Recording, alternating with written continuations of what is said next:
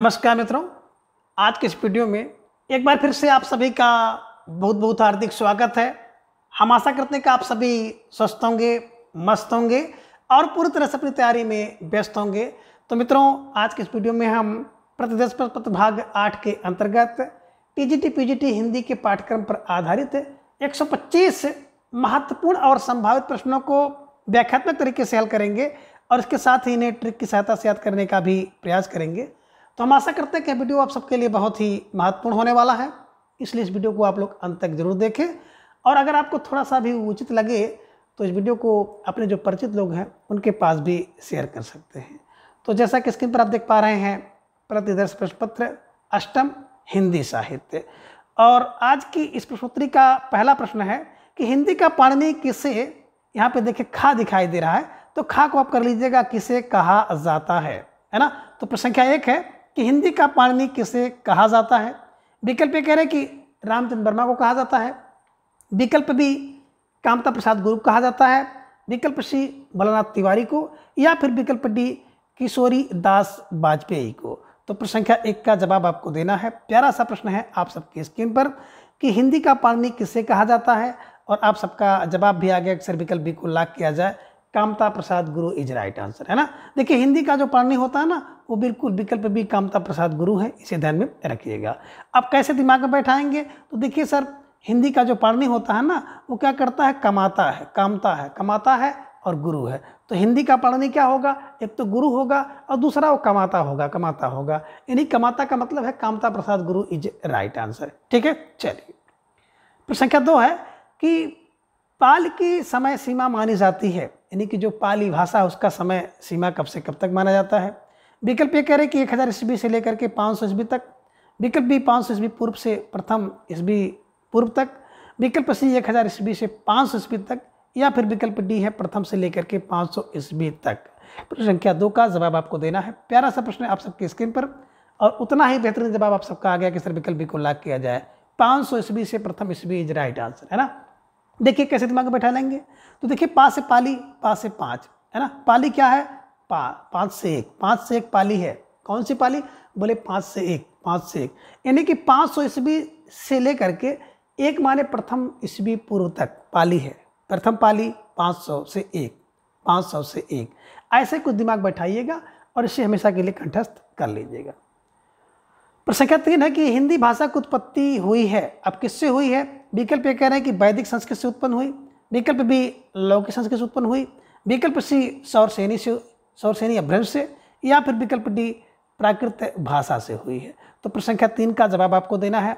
बहुत ही बेहतरीन प्रश्न है, तो इस प्रश्न पर निश्चित रूप से आप स्टार लगा लीजिए। हो सकता है इस प्रश्न का सामना आपसे किसी न किसी परीक्षा में जरूर हो जाए, और आप सबका जवाब भी आ गया कि सर विकल्प सी को लॉक किया जाए, सौरसेनी अपभ्रंश इज राइट आंसर। आप कैसे दिमाग में बैठाएंगे, तो देखिए जो हिंदी भाषा की उत्पत्ति होती है ना, बोले सर उस शेर से, कौर से होती है, बोले सर हिंदी भाषा की उत्पत्ति तो सौर से होती है। सौर सौर सौर, ध्यान में रखिएगा, सौर से, सौर से का मतलब होगा सौरसेनी इज राइट आंसर, है ना। तो हिंदी भाषा की जो उत्पत्ति होती है शोर से होती है, शोर से, शोर। ठीक है, चलिए प्रश्न संख्या 4 है कि निम्न में से कौन सी बोली पश्चिमी उपभाषा की नहीं है ना। तो आपको स्क्रीन पर दिखाई दे रहा है 4 विकल्प, जिनमें 3 में पश्चिमी उपभाषा है लेकिन 1 विकल्प में नहीं है। तो उस विकल्प को आपको उत्तर के रूप में चयन करना है कि निम्न में कौन सी बोली पश्चिमी उपभाषा की नहीं है। विकल्प ये कह रहे हैं कि ब्रजभाषा नहीं है, विकल्प बी बांगरू नहीं है, विकल्प सी कन्नौजी नहीं है, या फिर विकल्प डी बघेली नहीं है। तो प्रश्न संख्या 104 का जवाब आपको देना है। सोचिए, समझिए, विचार कीजिए, इसके बाद प्रश्न संख्या 4 का उत्तर दीजिए। और आप सब भाई बहनों का जवाब भी आ गया कि सर विकल्प डी को लॉक किया जाए, बघेली इज राइट आंसर, है ना। देखिए बात करें तो ब्रजभाषा, बांगरू, कन्नौजी, है ना, तो ये तो पश्चिमी के अंतर्गत आती हैं, लेकिन विकल्प डी की बात करते हैं बघेली, तो बघेली तो पूर्वी उपभाषा की बोली है, ध्यान में रखिएगा। और पूर्वी बोली के अंतर्गत ABC, है ना, बोलियां आती हैं। पूर्वी भाषा के अंतर्गत 3 उपबोलियां हैं, ABC, अवधी, बघेली और छत्तीसगढ़ी। तो ध्यान में रखिएगा, ये पश्चिमी की नहीं बल्कि पूर्वी उपभाषा की बोली है। ठीक है, प्रश्न संख्या 5 है कि हिंदी की कितनी उपभाषाएं हैं। अब विकल्प ये कह रहे हैं कि 3 उपभाषा, विकल्प बी 4, विकल्प सी 5, या फिर विकल्प डी 18। तो प्रश्न संख्या 5 का जवाब आपको देना है। प्यारा सा प्रश्न है और बहुत बेहतरीन प्रश्न है, और आप सबका जवाब उतना ही अच्छा आ गया कि सर हिंदी में कुल विकल्प सी 5 उपभाषाएं हैं, है ना। पांडव कितने थे, तो 5 थे। उपभाषाएं कितनी हैं, 5 है, ध्यान में रखिएगा। और 18 यहाँ पे आप देख पा रहे हैं, तो हिंदी की जो अगर देखी जाए तो 5 उपभाषाएं, और 5 उपभाषाओं के अंतर्गत कुल 18 बोलियां हैं, ये भी आपको ध्यान में रखना होगा। तो निश्चित रूप से प्रश्न संख्या 5 का विकल्प सी इज राइट आंसर। प्रश्न संख्या 6 है कि निम्न में से सुचरिता का संबंध किस उपन्यास से है ना। प्रश्न संख्या 6 कि निम्न में से सुचरिता का संबंध किस उपन्यास से है। विकल्प ए कह रहे कि शेखर एक जीवनी से है, विकल्प बी बाणभट्ट की आत्मकथा, विकल्प सी पहला गिरमिटिया, या फिर विकल्प डी है राग दरबादी। तो प्रश्न संख्या 6 का जवाब आपको देना है। प्यारा सा प्रश्न है और आप सबका जवाब उतना ही बेहतरीन आ गया कि सर विकल्प बी को लॉक किया जाए, बाणभट्ट की आत्मकथा इज राइट आंसर, है ना। तो बिल्कुल सुचरिता का संबंध किससे है, बोले कथा से है। और कैसी कथा से है, तो बता रहे हैं कि बाणभट्ट की आत्मकथा से है। तो निश्चित रूप से जिन भाई बहनों का जवाब प्रश्न संख्या 6 पे विकल्प बी आया है, तो आप सब बहुत ही बधाई के पात्र हैं और आप सबकी तैयारी बहुत ही बेहतरीन है। प्रश्न संख्या 7 प्यारा सा प्रश्न आप सबकी स्क्रीन पर है कि अनारो उपन्यास किसका है, यानी कि अनारो किसका उपन्यास है। स्टार लगाइए, जवाब दीजिए। विकल्प ए कह रहे हैं कि ममता कालिया का है, विकल्प बी चित्रा मुदगल का, विकल्प सी मंजुल भगत का, या फिर विकल्प डी राजी सेठ का। तो प्रश्न संख्या 7 का जवाब आपको देना है। प्यारा सा प्रश्न है और आप सबका जवाब भी उतना ही बेहतरीन आ गया कि सर विकल्प सी को लॉक किया जाए, मंजुल भगत इज राइट आंसर, है ना। अनारो भगत ऐसे दिमाग में बैठा लीजिएगा कि अनारो भगत, है ना, ये अनारो भगत, ठीक है। चलिए अब आगे प्रश्न संख्या 8 है कि निम्न में से उपन्यास और उपन्यासकार असंगत हैं। अब विकल्प ए में देख रहे हैं कि मुन्नी मोबाइल उपन्यास और इसके उपन्यासकार हैं प्रदीप सौरभ। विकल्प बी में ग्लोबल गांव के देवता उपन्यास और इसके जो उपन्यासकार हैं रणेंद्र हैं। विकल्प सी कह रहे हैं कि चाक उपन्यास के जो उपन्यासकार काशीनाथ सिंह हैं, या फिर विकल्प डी सूखा बरगद और इसके उपन्यासकार मंजूर एहतेशाम हैं। तो कह रहे हैं कि कौन से उपन्यास और उपन्यासकार असंगत हैं, इसका जवाब आपको देना है। स्टार लगाइए। जितने भी उपन्यास आप इस प्रश्न में देख रहे हैं प्रश्न संख्या 8 के अंतर्गत, सारे के सारे उपन्यास बहुत ही ख्यात लब्ध हैं और महत्वपूर्ण हैं। तो यहाँ से परीक्षा में आपके पूछे जाने की बिल्कुल संभावना है और आप सबका जवाब भी आ गया कि सर विकल्प सी को लॉक किया जाए, है ना। जो चाक उपन्यास है काशीनाथ सिंह का नहीं है, बल्कि चाक और चॉकलेट से लोग मैत्री करते हैं। तो मैत्री का मतलब हो गया कि मैत्री पुष्पा, ध्यान में रखिएगा। और काशीनाथ सिंह का एक उपन्यास आप देखेंगे रेहन पे रघु, है ना, तो ये ध्यान में रखिएगा। प्रश्न संख्या 8 का विकल्प सी ये ध्यान में रखिएगा। प्रश्न संख्या 9 है कि अनाम दास का पोथा उपन्यास किसका है। विकल्प ए कह रहे कि बिंद्रालाल वर्मा का है, विकल्प बी भगवती चरण वर्मा का है, विकल्प सी अमृतलाल नागर का है, या फिर विकल्प डी हजारी प्रसाद द्विवेदी का है। तो प्रश्न संख्या 9 का जवाब आपको देना है और सबका जवाब भी तेजी के साथ आ गया कि सर विकल्प डी को लॉक किया जाए, Hazari Prasad Dwivedi is right answer, है ना। देखिए अनाम दास के पोथा कितना, बोले सर अनाम दास के पोथा 1 2 नहीं बल्कि 1000 पोथा हैं। और आपने देखा होगा ना कि जब कहीं पे पोथी है, ग्रंथ है, पुस्तक है, कुछ भी है, जब ढेर सारी संख्या हो जाती है तो उसे हम लोग कहते हैं 1000, है ना, तभी तो पोथा होगा। ये ध्यान में रखिएगा, अनाम दास के पोथा 1000 है। ये आप दिमाग में रख सकते हैं कि अनाम दास के पोथे में 1000 पन्ने हैं। तो जैसे भी आपके दिमाग में बैठे उस तरह से इसको बनाने का प्रयास करिएगा। प्रश्न संख्या 10 है कि वह पथ बंधु था किस विधा की रचना है। अब विकल्प ये कह रहे हैं कि कहानी है, विकल्प बी नाटक है, विकल्प सी यात्रा मित्र है, या फिर विकल्प डी निबंध है। तो बिल्कुल प्रश्न संख्या 10 का जवाब आपको देना है।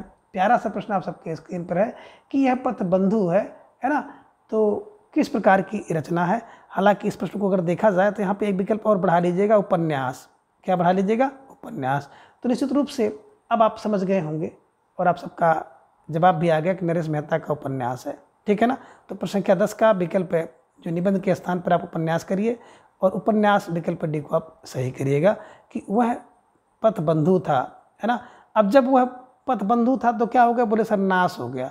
नाश का मतलब हो गया उपन्यास विधा की रचना है और बिल्कुल किसका, तो बिल्कुल आप ध्यान में रख लीजिएगा नरेश मेहता का है, ठीक है। चलिए प्रश्न संख्या 11 है कि बंबई के मजदूर संगठन पर आधारित उपन्यास कौन सा है। विकल्प कह रहे हैं कि आमा है, विकल्प बी सम्रांगण है, विकल्प सी अनित्य है, या फिर विकल्प डी अंतर्वशी है। तो प्रश्न संख्या 11 का जवाब आपको देना है। बहुत बेहतरीन प्रश्न है कि बंबई के मजदूर संगठन के जीवन संघर्ष पर आधारित उपन्यास कौन सा है, और आप सबका जवाब भी आ गया कि सर विकल्प ए को लॉक किया जाए, है ना। जो मजदूर संगठन कहाँ पे होते हैं, एक तो गाँव में होते हैं और दूसरे आवा में होते हैं, ये ध्यान में रखिएगा। तो गाँवा और आवा में, गाँवा मजदूर का संगठन और आवा में मिलता है। अब आवा कौन, बोले बम्बई में, तो ये ध्यान में रखिएगा और इसको ऐसे ही दिमाग में रख लीजिएगा। प्रश्न संख्या 12 है कि धूमधर्मी कविताओं का कवि किसे कहा जाता है। विकल्प ए कह रहे गिरजा कुमार माथुर कहा जाता है, विकल्प बी कुमार विकल्प कहा जाता है, विकल्प सी श्री राम वर्मा को, या फिर विकल्प डी मनोहर श्याम जोशी को। तो प्रश्न संख्या 12 का जवाब आपको देना है और आप सबका जवाब भी आ गया कि सर विकल्प बी को लॉक किया जाए, कुमार विकल्प इज राइट आंसर, है ना। देखिए जब धूमधर्मी कविता होती है ना, धूम धड़ाका से धूमधर्मी कविता होगी तो उसको देख करके लोग विकल हो जाते हैं, परेशान हो जाते हैं। कभी कभी देखते होंगे ना, जब कोई यात्रा है, कोई आप उत्सव है अब बहुत धूम धड़ाके के साथ निकलता है, तब भी कुछ लोग विकल हो जाते हैं, परेशान हो जाते हैं, है ना, किसी की खुशहाली को देख करके। ये भी आप ध्यान में रखिएगा, ठीक है। चलिए प्रश्न संख्या 13 है कि संस्था एवं संस्थापक सुमेलित नहीं है। अब विकल्प ये है कि नागरिक पचाड़ी सभा, इसके संस्थापक की बात करते हैं श्यामनारायण मिश्र हैं, श्याम सुंदर दास हैं और शिव कुमार सिंह हैं। विकल्प बी की बात करें कविता वर्धनी, बाबू तोताराम इसके जो संस्थापक हैं। विकल्प सी कवि समाज की बात करते बाबा सुमेर सिंह, और विकल्प डी है वत्सल फाउंडेशन आगे का, है ना। तो इसमें कह रहे हैं कि थोड़ा सा ध्यान दीजिएगा प्रश्न संख्या 13 पर, एक सुमेलित नहीं है और आप सबका जवाब भी आ गया कि सर विकल्प बी को लॉक किया जाए। कविता वर्धनी कविता बढ़ती है कहाँ पर सर, बोले भारत में। और बाबू तोता का, तो बाबू तोता तो भाषा वर्धनी, तोता से भाषा बढ़ती है और कविता बढ़ती है भारत में, यानी कि कविता वर्धनी सभा की बात की जाए तो भारतंजू का है, बाबू तोताराम जी की बात करते हैं तो भाषा संवर्धनी इनके द्वारा, है ना। तो भाषा संवर्धनी सभा किसकी है, बाबू तोताराम की है। बाकी आप देख रहे हैं नगरी पचाड़ी, तो नगरी पचाड़ी में कौन, नगरी पचाड़ी राम श्याम शिव ध्यान में रखिएगा। और कवि समाज बाबा सुमेर हैं, बत्सल फाउंडेशन आगे हैं, ध्यान में रखिएगा।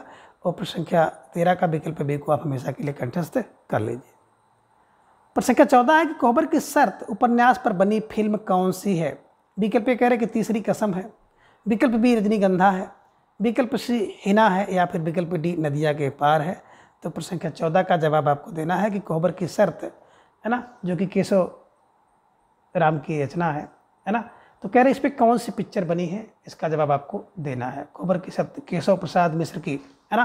तो कोहबर की शर्त केशव प्रसाद मिश्र का उपन्यास है, उस पर कौन सी पिक्चर बनी है, आप सबका जवाब भी आ गया कि सर विकल्प डी को लॉक किया जाए, नदिया के पार इज राइट आंसर, है ना। बात करें तीसरी कसम पर, तो तीसरी कसम जो कहानी है फणसुनाथ रेणु की, इस पर जो पिक्चर बनी वो तीसरी कसम ही बनी है। रजनीगंधा की बात करते हैं तो यही सच है, मन्नू भंडारी की कहानी है, उस पर बना हुआ है, ध्यान में रखिएगा। और हिना की बात आती है ना, तो मोहन राकेश जी का एक कहानी है, मोहन राकेश जी की, कि मलबे का मालिक, तो मलबे के मालिक पर हिना बनी है, ये ध्यान में रखिएगा। फिलहाल प्रश्न है कोहबर की शर्त उपन्यास पर कौन सी पिक्चर बनी है, नदिया के पार। और कोहबर की शर्त उपन्यास किसका है, तो बिल्कुल केशव प्रसाद मिश्र का है, ध्यान में आप रखिएगा। प्रश्न संख्या 15 है कि बुद्ध प्रकाश समाचार पत्र के संपादक कौन हैं। विकल्प कह रहे कि बाबू तारा मोहन मिश्र हैं, विकल्प बी मुंशी सदा सुखलाल हैं, विकल्प सी श्याम सुंदर सेन हैं, या फिर विकल्प डी नवीन चंद्र राय हैं। तो प्रश्न संख्या 15 का जवाब आपको देना है और आप सबका जवाब भी धीरे धीरे आ गया कि सर विकल्प बी को लॉक किया जाए, मुंशी सदा सुखलाल इज राइट आंसर, है ना। देखिए बुद्धि के प्रकाश से क्या होता है सर, बुद्धि के प्रकाश से सदा सुख होता है, ये ध्यान में रखिएगा कि बुद्धि का प्रकाश अगर आपको मिलेगा तो सदा सुख मिलेगा। तो सदा सुख का मतलब हो गया मुंशी सदा सुखलाल इज राइट आंसर, ठीक है। प्रश्न संख्या 16 कि सैलानी की डायरी किसने लिखा है।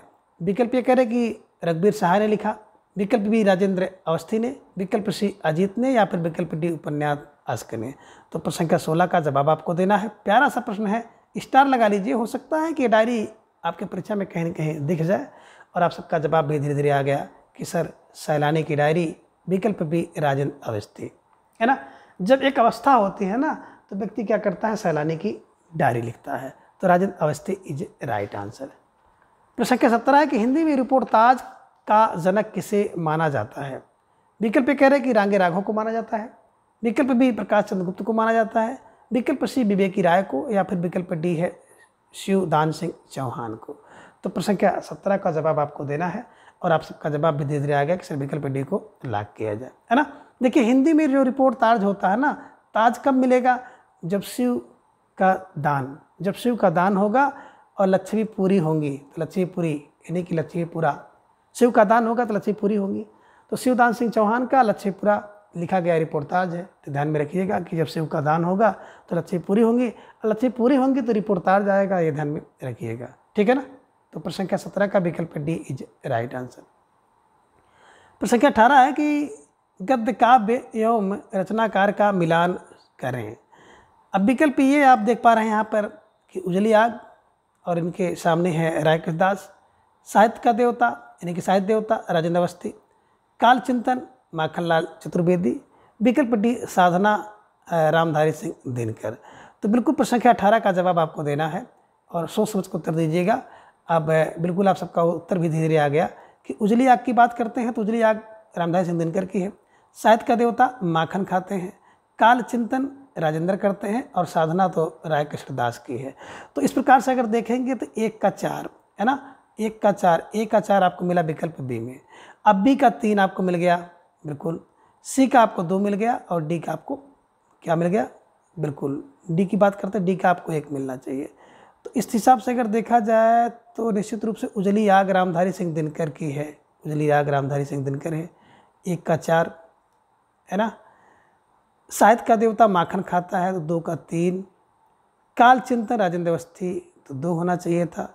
यहाँ पर देखिए जो डी है डी का ये होना चाहिए था, तब आपका विकल्प सही हो पाता है ना। तो थोड़ी सी यहाँ पे कमी है, इसको सुधार लीजिएगा, यहाँ पर 1 कर लेंगे तो निश्चित रूप से विकल्प भी सही हो जाएगा। और विकल्प से बहुत ज़्यादा अगर आपको लेन देन ना है, बल्कि उजली आग रामधारी सिंह दिनकर की, साहित्य का देवता माखन खाता है, काल चिंतन राजेंद्र करते हैं और साधना राय कृष्णदास की है।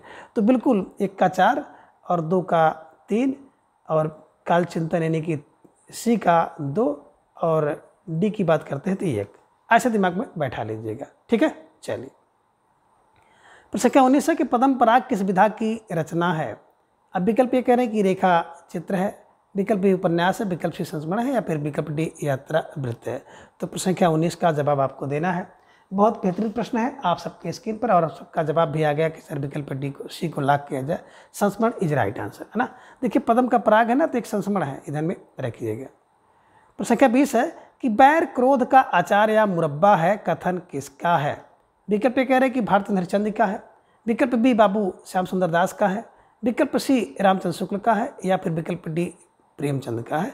तो प्रश्न संख्या 20 का जवाब आपको देना है कि बैर क्रोध का आचार या मुरब्बा है, विकल्प सी Ramchandra Shukla is right answer है ना।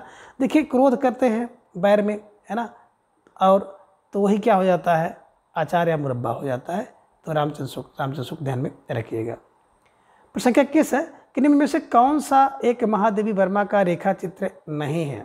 विकल्प कह रहे कथित के चलचित्र, विकल्प बी अस्मित की रेखाएं, विकल्प सी मेरा परिवार या फिर विकल्प डी श्रृंखला की कड़ियाँ। तो प्रश्न संख्या 21 का जवाब आपको देना है और आप सबका जवाब भी धीरे धीरे आ गया कि सर विकल्प डी को लॉक किया जाए, श्रृंखला की कड़ियाँ इज राइट आंसर। तो निश्चित रूप से जो भाई बहन बिल्कुल सुबह से लगे हुए हैं, वीडियो में बने हुए हैं, सक्रिय हैं, आप सबको बहुत बहुत धन्यवाद। प्रश्न संख्या 22 है कि अच्छी हिंदी बस एक व्यक्ति लिखता था, बाल मुकुंद गुप्त, यह कथन किसका है। विकल्प कह रहे कि डॉक्टर रामचंद्र शुक्ल का है, विकल्प बी डॉक्टर हजारी प्रसाद द्विवेदी का है, विकल्प सी महावीर प्रसाद द्विवेदी का है या फिर विकल्प डी रामविलास शर्मा का। तो प्रश्न संख्या 22 का जवाब आपको देना है आप सबके स्क्रीन पर और आप सबके जवाब की प्रतीक्षा में, और आप सबका जवाब भी धीरे धीरे आ गया कि सर विकल्प सी को लॉक किया जाए, Mahavir Prasad Dwivedi is right answer है ना। अब बस अच्छी हिंदी कौन लिख सकता है, बोले सर महावीर प्रसाद, बस अच्छी हिंदी महावीर प्रसाद द्विवेदी, ये ध्यान में रखिएगा। प्रश्न संख्या 23 है कि देव बड़े की बिहारी इस विवाद को जन्म देने वाला सबसे पहला ग्रंथ कौन सा है। विकल्प कह रहे हैं कि बिहारी सतसई है, विकल्प बी हिंदी नवरत्न है, विकल्प सी है कि देव और बिहारी है या फिर विकल्प डी बिहारी और देव हैं। तो प्रश्न संख्या 23 का जवाब आपको देना है। सोचिए समझिए विचार कीजिए, इसके बाद आप सही जवाब दीजिए। तो आप सबका जवाब भी आ गया कि सर विकल्प बी को लॉक किया जाए, हिंदी नवरत्न इज राइट आंसर है ना। हिंदी नवरत्न किसकी रचना है, मिश्र बंधुओं द्वारा लिखी गई रचना है 1910 ईस्वी में। सबसे पहले देव बड़े की बिहारी बड़े इस विवाद को जन्म देने वाला जो ग्रंथ है ये हिंदी नवरत्न इज राइट आंसर। प्रश्न संख्या 24 है कि अपनी अपनी बीमारी निबंध किसका है। विकल्प ये कह रहे हैं कि आगे का है, विकल्प बी कुबेरनाथ राय का है, विकल्प सी हरिशंकर परसाई का है या फिर विकल्प डी रामधारी सिंह दिनकर का। तो प्रश्न संख्या 24 का जवाब आपको देना है और आप सबका जवाब भी आ गया कि सर विकल्प सी को लॉक किया जाए, है ना। Harishankar Parsai is right answer. देखिए अपनी अपनी बीमारी में कौन बोले सर, अपनी अपनी बीमारी में तो हरि और शंकर याद आते हैं, ये ध्यान में रखिएगा। और व्यक्ति हरि और शंकर के पास जाता है तो परसाई परसाई ध्यान में रखिएगा, ठीक है। चलिए प्रश्न संख्या 25 है कि निम्न में से कुबेरनाथ राय का निबंध है। विकल्प ए कह रहे हैं कि तुम चंदन हम पानी निबंध है, विकल्प बी नाखून क्यों बढ़ते हैं, विकल्प सी फिर बैटलवा डाल पर बैठा, या फिर विकल्प डी प्रिया नीलकंठी। तो प्रश्न संख्या 25 का जवाब आपको देना है कि कुबेरनाथ राय का निबंध इनमें से कौन सा है। और आप सबका जवाब भी आ गया कि सर विकल्प डी को लॉक किया जाए, प्रिया Neelkanthi is a right answer, है ना। जो कुबेर की जो प्रिया है ना वो नीलकंठी है, ध्यान में रखिएगा, है ना। और आपने देखा एक निबंध आपको दिखाई दे रहा है, तुम चंदन हम पानी, है ना। तुम चंदन हम पानी, अगर जिसके अंदर विद्या होती है ना वो कहता है भैया तुम चंदन हो हम पानी हो। नाखून क्यों बढ़ते हैं, नाखून एक दो बार नहीं 1000 बार बढ़ते हैं, तो नाखून 1000 बार क्यों बढ़ते हैं, हजारी प्रसाद द्विवेदी का। और फिर बैतलवा डाल पर बैठा, कोई व्यक्ति डाल पर बैठा, कुर्सी पर बैठे, ऊंचे स्थान पर बैठता है, कैसे बैठेगा जब उसके बाद विवेक होगा, तो विवेकी राय द्वारा लिखा गया निबंध, ध्यान में रखिएगा। फिर प्रश्न संख्या 25 में अगर देखा जाए तो कुबेरनाथ का जो निबंध है वो विकल्प D Priya Neelkanthi is right answer. प्रश्न संख्या 26 है कविता में उनका संस्कार है, गद्य में विचार है, भारतेंद्र के विषय में किसका कथन है। विकल्प ए कह रहे हैं कि डॉक्टर रामस्वरूप चतुर्वेदी का कथन है, विकल्प बी रामचंद्र शुक्ल का, विकल्प सी हजारी प्रसाद द्विवेदी का, या फिर विकल्प डी है डॉक्टर बच्चन सिंह का। तो प्रश्न संख्या 26 का जवाब आपको देना है। आप सबका जवाब भी आ गया कि सर विकल्प ए को लॉक किया जाए, doctor Ramswaroop Chaturvedi is right answer, है ना। देखिए हिंदी कविता में उनका संस्कार और गद्य में उनका जो विचार होता है ना वो बिल्कुल एक स्वरूप है, ध्यान में रखिएगा, एक स्वरूप है कि कविता में उनका संस्कार और गद्य में उनका विचार एक स्वरूप है। और स्वरूप का मतलब हो गया कि doctor Ramswaroop Chaturvedi is right answer. प्रश्न संख्या 27 है कि बनारस का बुढ़वा मंगल किसका निबंध है। विकल्प ए कह रहे हैं प्रताप नारायण मिश्र का है, विकल्प बी बद्रीनाथ चौधरी प्रेमघन का है, विकल्प सी बालकृष्ण भट्ट का है, या फिर विकल्प डी महावीर प्रसाद द्विवेदी का है। तो प्रश्न संख्या 27 का जवाब आपको देना है। प्यारा सा प्रश्न आप सबके स्क्रीन पर, और उतना ही बेहतरीन आप सबका जवाब भी आ गया कि सर विकल्प बी को लॉक किया जाए, Badrinarayan Chaudhary Premghan is right answer, है ना। देखिए जो बनारस का बुढ़वा मंगल है ना वो बद्री में बहुत प्रसिद्ध है, बद्री में क्या करता है, बहुत लोग प्रेम करते हैं उससे, बुढ़वा मंगल से। तो Badri for Badrinath Chaudhary Premghan is right answer. संख्या 28 है कि हिंदी के प्रथम निबंधकार एवं प्रस्तोता असंगत हैं। विकल्प ए की बात करें तो भारती हरिश्चंद्र जी को रामचंद्र शुक्ल ने प्रथम निबंधकार माना, विकल्प बी बालकृष्ण भट्ट जी को लक्ष्मी सागर बासड़े ने माना, विकल्प सी है राजा श्री प्रसाद सितारे हिंद को गणपत चंद्र गुप्त ने माना, या फिर विकल्प डी सदल मिश्र को विश्वनाथ मिश्र ने माना है। तो बिल्कुल आपको जवाब देना है प्रश्न संख्या 28 का। सोचिए समझिए, इसके बाद विचार कीजिए, फिर इसका जवाब दीजिएगा, है ना। तो निश्चित रूप से धीरे धीरे जो आप सबका जवाब है आना शुरू हो रहा है कि सर प्रश्न संख्या 28 का विकल्प डी को लॉक किया जाए, है ना। देखिए विश्वनाथ की बात करते हैं ना, तो विश्वनाथ जी ने हिंदी का प्रथम निबंधकार सदल मिश्र को नहीं माना बल्कि सदा सुखलाल, है ना। विश्व में क्या हो जाए, सदा सुख हो, सदा सुख हो, ये ध्यान में रखिएगा। तो विश्वनाथ का सदा सुखलाल, विश्वनाथ जी ने सदा सुखलाल को प्रथम निबंधकार माना है। गणपत चंद्र गुप्त जी ने राजा श्री प्रसाद सितारे हिंद को माना, बालकृष्ण भट्ट जी को लक्ष्मी सागर बासड़े ने माना है, और भारती हरिश्चंद्र जी को रामचंद्र शुक्ल जी ने माना है, ठीक है, ये ध्यान में रखिएगा। और इन सभी को बिल्कुल आप जो अपनी नोटबुक है उसमें दर्ज कर लीजिए, हो सकता है कहीं से और किसी भी प्रकार से जो प्रश्न को घुमा फिरा के पहुँच ले। प्रश्न संख्या 29 है कि निम्न में से किसके हिंदी साहित्य को कवि वृत्त संग्रह की संज्ञा दी गई है। विकल्प कह रहे हैं कि शिव सिंह सेंगर के, विकल्प बी जारी गिरसन के, विकल्प सी मिश्रबंधु के, या फिर विकल्प डी उपयुक्त सभी के। तो निश्चित रूप से आप सबका जवाब विकल्प डी आया, और जिन भाई बहनों का जवाब विकल्प डी है निश्चित रूप से आप सब बधाई के पात्र हैं, है ना।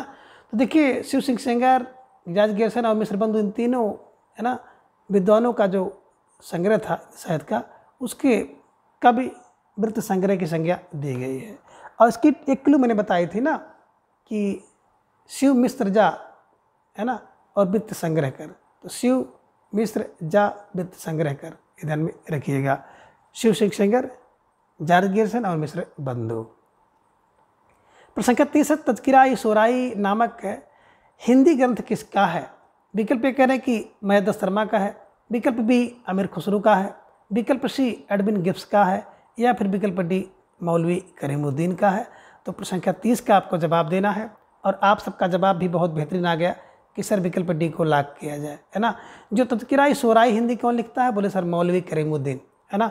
तो मौलवी करीमुद्दीन क्या करते हैं, शोराई हिंदी लिखते हैं। अब शोराई हिंदी का मतलब होगा तज़किरा शोराई हिंदी नामक ग्रंथ है, किसने लिखा, मौलवी करीमुद्दीन ने लिखा है। प्रश्न संख्या 31 है कि हिंदी साहित्य का बृहद इतिहास का दूसरा भाग कौन सा है। विकल्प कह रहे हैं कि हिंदी साहित्य की पीठिका है, विकल्प बी हिंदी भाषा का विकास है, विकल्प सी हिंदी भाषा का आदिकाल है, या फिर विकल्प डी भक्तिकाल निर्गुण है। तो प्रश्न संख्या 31 का जवाब आपको देना है और आप सबका जवाब भी धीरे धीरे आ गया कि सर विकल्प बी को लॉक किया जाए, है ना। हिंदी साहित्य का जो बृहद इतिहास उसका दूसरा भाग है हिंदी भाषा विकास। पहला भाग प्रथम पीठिका है, तीसरा भाग आदिकाल है और चौथा भाग भक्तिकाल निर्गुण है, ये ध्यान में रखिएगा। और प्रश्न संख्या 31 का जो विकल्प बी है उसको आप हमेशा के लिए कंठस्थ कर लीजिए। प्रश्न संख्या 32 है कि डॉक्टर नलिनी बिरजू शर्मा का इतिहास ग्रंथ है। विकल्प कह रहे हैं कि हिंदी काव्यधारा है, विकल्प बी हिंदी वीर काव्य है, विकल्प सी कविता कौमुदी है, या फिर विकल्प डी हिंदी साहित्य का इतिहास दर्शन है। तो आप सबका जवाब भी धीरे धीरे आ गया कि सर विकल्प डी को लॉक किया जाए, है ना। नलिनी बिलोचन, अब बिलोचन से क्या करते हैं, दर्शन करते हैं, लोचन से दर्शन करते हैं ना, तो बस दिमाग में बैठा लीजिएगा doctor Nalini Bilochan Sharma is right answer. Hindi काव्यधारा राहुल शंकरतायन की, हिंदी वीर काव्य टीकम सिंह का, हिंदी कौमुदी रामनरेश त्रिपाठी का है। ठीक है, चलिए। प्रश्न संख्या 33 है कि हिंदी साहित्य का मौखिक इतिहास किसका है। विकल्प कह रहे हैं कि नीलाभ का है, विकल्प बी सुमन राजे का, विकल्प सी बच्चन सिंह का, या फिर विकल्प डी है लक्ष्मी सागर बासड़े का। तो बिल्कुल हिंदी साहित्य का मौखिक इतिहास और आप सबका जवाब भी आ गया कि सर विकल्प ए को लॉक किया जाए। अब कैसे दिमाग में बैठाएंगे, देखिए हिंदी साहित्य का जब मौखिक इतिहास होगा ना तो उससे लाभ होगा, तो लाभ फॉर नीलाभ ध्यान में रखिएगा, क्योंकि उसमें प्रिंटिंग करने की कोई समस्या नहीं होगी, लिखने की कोई आवश्यकता नहीं होगी, तो मौखिक रह जाता है, ध्यान में रखिएगा। तो हिंदी साहित्य का जब मौखिक इतिहास लिखा जाएगा तो लाभ होगा, तो लाभ for Neelabh is right answer. प्रश्न संख्या 34 है कि निम्न में से कौन सा विकल्प असंगत है। विकल्प कह रहे कि चरणकाल गेरसन ने कहा, विकल्प बी वीरकाल विश्वनाथ ने कहा, विकल्प सी सिद्ध सामंत काल राहुल शंकरतायन ने कहा है, या फिर विकल्प डी आदिकाल रामचंद्र शुक्ल ने कहा है। तो निश्चित रूप से आप सब भाई बहनों का जवाब तेजी के साथ आ गया कि विकल्प डी को लॉक किया जाए, है ना। आदिकाल को बिल्कुल, है ना, ये ध्यान में रखिएगा, हजारी प्रसाद द्विवेदी जी ने कहा है, रामचंद्र शुक्ल ने जी तो इसको वीरगाथा काल कहा है, ये ध्यान में रखिएगा। तो यही विकल्प क्या है, सुमेलित नहीं है। तो प्रश्न संख्या 34 का विकल्प डी को आप हमेशा के लिए कंठस्थ कर लीजिए, है ना। तो ये जितने भी नामकरण हैं, नामकरण करने वाले विद्वान हैं, परीक्षा के दृष्टिकोण से बहुत महत्वपूर्ण है, ठीक है। इसे अपनी नोटबुक में दर्ज करते रहिए। प्रश्न संख्या 35 है कि जो जिड़ सास है भाषो सो भई काहै सारू, जो पालय सही भाव करीशो साई पावै सारू, पंक्ति किसकी है। विकल्प कह रहे कि सरहपा की पंक्ति है, विकल्प बी विद्यापति की है, विकल्प सी देवसेन की है, या फिर विकल्प डी हेमचंद सूरी की है। तो प्रश्न संख्या 35 का जवाब आपको देना है। अब जो पालय सांस में हो, है ना, तो जो जिड़ देता है, जो सांस है, ये सब कौन होता है, देव है। तो देव का मतलब होता है देवसेन इज राइट आंसर, ठीक है ना।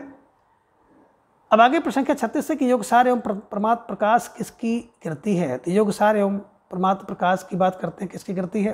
विकल्प कह रहे हैं कि जिनधर सूर्य की है, विकल्प बी जयंत की है, विकल्प सी जिन धर्म सूर्य की, या फिर विकल्प डी सोम प्रभु सूर्य की।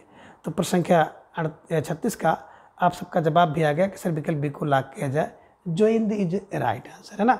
योग सार और प्रमात्र प्रकाश अगर देखा जाए तो किसकी रचना है, जोइंद की है, ध्यान में रखिएगा।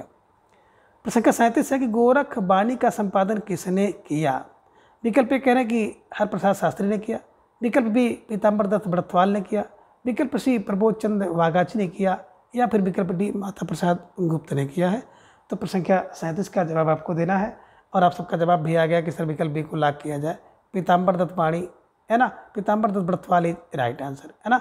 अब कैसे दिमाग बैठाएंगे, देखिए गोरख बाणी क्या है ना, गोरख बाणी और बड़थवाल। तो गोरख बाणी क्या है, बड़थवाल है, बड़थवाल ध्यान में रखिएगा, बड़बानी है, बड़बानी है ना, गोरख की बाणी क्या है, बड़बानी। तो बड़ मतलब बड़थवाल और पीताम्बर दत्त बड़थवाल को ध्यान में आप रख लीजिएगा, ठीक है। चलिए प्रश्न संख्या 38 है कि रासो शब्द के अर्थ के विषय में असंगत कथन है।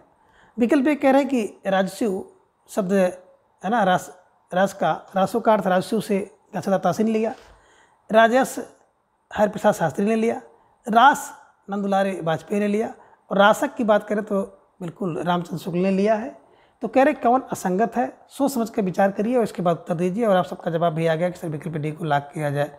रासक रामचंद्र शुक्ल नहीं, बल्कि रामचंद्र शुक्ल की बात करें तो रासों का अर्थ इन्होंने रसायन से लिया है ना। तो रासक तो बिल्कुल नरोत्तम स्वामी का है, ध्यान में रख लीजिएगा। नर से उत्तम कौन है बोले, है ना, नर उत्तम है, रासक से ध्यान में रखिएगा, नरोत्तम, ये ध्यान में रख लीजिएगा। प्रश्न संख्या 39 है कि इनमें से पृथ्वीराज रासों के विषय में असंगत विकल्प है। अब विकल्प ये कह रहे कि श्याम सुंदर दास मिश्र बंधु, है ना, प्रमाणित मानते हैं पृथ्वीराज रासों को। विकल्प बी है शुक्ल देवी प्रसाद और गौरी शंकर, आप प्रमाणित मानते हैं पृथ्वीराज रासों को। विकल्प सी है मुनिजिन विजय, हजारी प्रसाद द्विवेदी, सुनीत कुमार चटर्जी, इसको आदि प्रमाणित मानते हैं। या फिर विकल्प डी उपयुक्त है, सभी सही है। तो निश्चित रूप से प्रश्न संख्या 39 का विकल्प डी अगर देखा जाए तो उपयुक्त सभी सही इज राइट आंसर। प्रश्न संख्या 40 है कि विद्यापति की जो रचना है कीर्तलता में संवाद योजना है। विकल्प ये कह रहे हैं कि भृंग भृंगी संवाद है, विकल्प बी सुख सुखी संवाद है, विकल्प सी काग भारद्वाज का संवाद है, या फिर विकल्प डी है मृग मृगी संवाद। तो सोचिए विचारिए और इसके बाद जवाब दीजिए। और आप सबका जवाब भी आ गया कि सर विकल्प ए को लॉक किया जाए, भृंग भृंगी इज राइट आंसर। आप कैसे दिमाग में बैठाएंगे, देखिए जो लता होती है ना, लता पे ही भृंग और भृंगी होते हैं। लता माने लता और भृंग माने भंवरा और भृंगी माने भंवरी। तो भंवरा और भंवरी कहाँ पर बोले, लता पर, लता पर, लता ध्यान में रखिएगा। और पृथ्वी पर कौन होता है, बोले पृथ्वी पर सुख और सुखी का संवाद होता है, ध्यान में रखिएगा। यानी कि पृथ्वीराज रासो सुख और सुखी संवाद पे लिखा गया है, ठीक है। फिलहाल प्रश्न संख्या 40 का विकल्प ये भृंग और भृंगी संवाद इज राइट आंसर। प्रश्न संख्या 41 है कि खड़ी बोली का आदि कवि किसे कहा जाता है। विकल्प कह रहे हैं कि हरिऔध को, विकल्प मधुसूदन गुप्त को, विकल्प से अमीर खुसरू, या विकल्प डी सदल मिश्र को।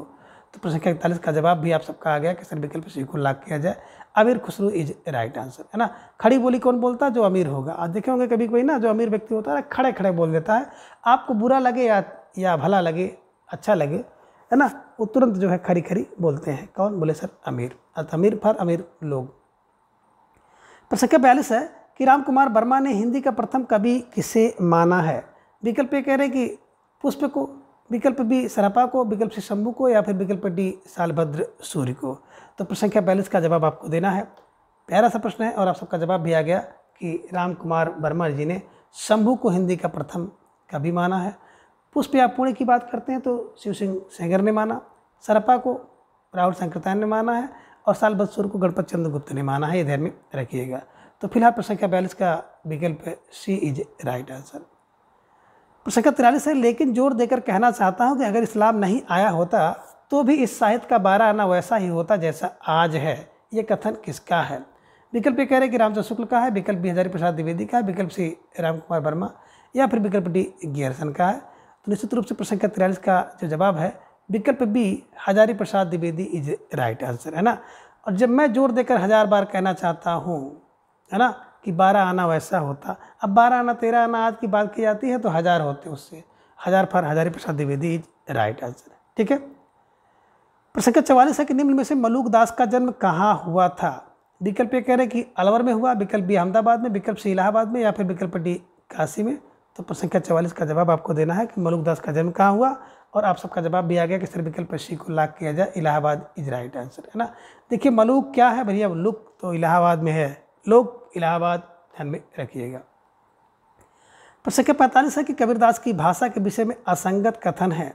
विकल्प ए कबीरदास की भाषा को पंचमेल खिचड़ी श्याम सुंदर दास ने कहा, विकल्प बी कबीरदास की भाषा को सदुक्कड़ी रामचंद्र शुक्ल ने कहा, विकल्प सी वाणी का डिक्टेटर कबीर की भाषा को हजारी प्रसाद द्विवेदी ने कहा, और विकल्प डी है कि संत भाषा गणपत चंद्र गुप्त ने कहा है। तो बिल्कुल आपको सोच समझ कर जवाब देना होगा कि कबीर की भाषा को संत भाषा किसने कहा। आप सबका जवाब जो आ गया विकल्प डी, संत भाषा गणपत चंद्र गुप्त ने नहीं बल्कि डॉक्टर बच्चन सिंह ने कहा, है ना। तो देखे होंगे जो बच्चों की भाषा होती है बिल्कुल संत की भाषा है ना, झूठ नहीं बोलते हैं। अगर पापा मना किए हैं कि भैया कोई आएगा पूछेगा तो बता दीजिए कि पापा घर पे नहीं है, तो बच्चा सीधे कह देता है कि पापा कहे हैं कि बता देना कि पापा घर पे नहीं है। तो बच्चों की भाषा निश्चित रूप से संत की भाषा है, ये ध्यान में रखिएगा। और बच्चों की बात आते ही डॉक्टर बच्चन सिंह, ध्यान में रखिएगा, ये गणपत चंद्र गुप्त नहीं है, ये असंगत है। खिचड़ी सुंदर होती है तो पंचमेल खिचड़ी बन जाएगी, सुंदर होगी, सुंदर पार श्याम सुंदर दास ने कहा। सदुक्कड़ी जो साधु व्यक्ति होता है राम में लीन है, तो राम का मतलब हो गया रामचंद्र शुक्ल। और भाषा का डिक्टेटर जो होता है ना, वाणी का डिक्टेटर, भाषा का डिक्टेटर, वो क्या करता है भैया, हजार हजार बात सुनाता है। तो हजार हजार बात का मतलब होगा Hazari Prasad Dwivedi is right answer. तो प्रश्न संख्या 45 का विकल्प डी सही होगा। प्रश्न संख्या 46 है कि सतनामी संप्रदाय के प्रवर्तक कौन है ना। तो सतनामी संप्रदाय के प्रवर्तक कौन है? विकल्प ए श्रीचंद, विकल्प बी जम्बनाथ, विकल्प सी केशव कबीरदास, या फिर विकल्प डी जगदीवन दास। तो प्रश्न संख्या 46 का जवाब आपको देना है। आप सबके स्क्रीन पर प्यारा सा प्रश्न है और धीरे धीरे आप सबका जवाब भी आ गया कि सर विकल्प डी को लॉक किया जाए, जगदीवन दास इज राइट आंसर, है ना। सत्य क्या है? सत्य नाम ही है कि जब व्यक्ति जग से जाने लगता है, जग से उसका जीवन जाने लगता है, तो सत्य नाम करता है, राम नाम सत्य है, राम नाम सत्य है ना। श्रीचंद ने उदासीनाथ, जम्बनाथ ने बिश्नोई और कबीर ने कबीर पंथ की स्थापना की है। प्रश्न संख्या 47 है कि चंदायन को प्रथम प्रेम मार्गी काव्य किसने कहा है? विकल्प ए कह रहे कि राम कुमार वर्मा ने कहा, विकल्प बी गणपत चंद्र गुप्त ने कहा, विकल्प सी हजारी प्रसाद द्विवेदी ने, या फिर विकल्प डी रामचंद्र शुक्ल ने। तो बिल्कुल प्रश्न संख्या 47 का जवाब आपको देना है। प्यारा सा प्रश्न आप सबके स्क्रीन पर है और उतना ही बेहतरीन जवाब आप सबका आ गया कि सर विकल्प ए को लॉक किया जाए, Ram Kumar Verma is right answer, है ना। तो निश्चित रूप से जिन भाई बहनों का जवाब बिल्कुल राम कुमार वर्मा आया है, आप सब बधाई के पात्र हैं और आप सबकी तैयारी बहुत ही बेहतरीन है। तो बिल्कुल सुबह से आप लोग जुड़े हुए हैं, सक्रिय हैं। आप सबको एक बार फिर से ढेर सारी हार्दिक शुभकामना और बहुत बहुत बधाई। बात करें गणपत चंद्र गुप्त की, तो गणपत चंद्र गुप्त ने अगर देखा जाए तो प्रथम प्रेम काव्य किसको माना था? हंसावली को माना है। हजारी प्रसाद द्विवेदी जी की बात करें तो सत्य है ईश्वर हजार बार, है ना, तो बिल्कुल सत्यवती को माना है। और रामचंद्र शुक्ल की बात करते हैं तो मृगावती को माना है। मृग, वन में एक मृग माने थे ना, ये ध्यान में रखिएगा। तो निश्चित रूप से प्रश्न संख्या 47 का विकल्प A Ram Kumar Verma is right answer. प्रश्न संख्या 48 है गायत्री ने अपनी किस कृति में कयामत का वर्णन किया है?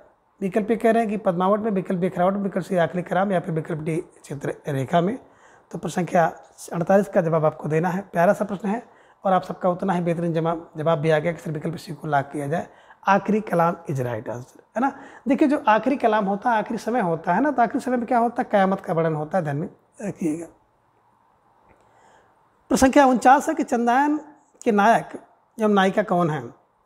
विकल्प कह रहे हैं कि लोरिक एवं चंदा है, विकल्प बी चंदा एवं लोरिक है, विकल्प सी राजकुमार एवं मृगावती है, विकल्प सी प्रेमा एवं तारा है। तो प्रश्न संख्या 49 का जवाब आपको देना है। सोच विचार कर जवाब आप दीजिएगा। प्यारा सा प्रश्न आप सबकी स्क्रीन पर है और आप सबका जवाब भी आ गया कि सिर्फ विकल्प ए को लॉक किया जाए। नायक लोरिक और नायिका चंदा है। यहाँ पे देखिए पहले नायिका फिर नायक दे दिया है। जिस क्रम में प्रश्न है नायक तब फिर नायिका है, पहले नायक फिर नायिका को आपको देना होगा, है ना। राजकुमार और मृगावती तो मृगावती में है। प्रेमा और तारा की अगर बात की जाए तो प्रेमा और तारा मधुमालती में है, ध्यान में रखिएगा। तो निश्चित रूप से प्रश्न संख्या 49 का विकल्प ए इज राइट आंसर। प्रश्न संख्या 50 है कि श्री संप्रदाय के संस्थापक कौन हैं?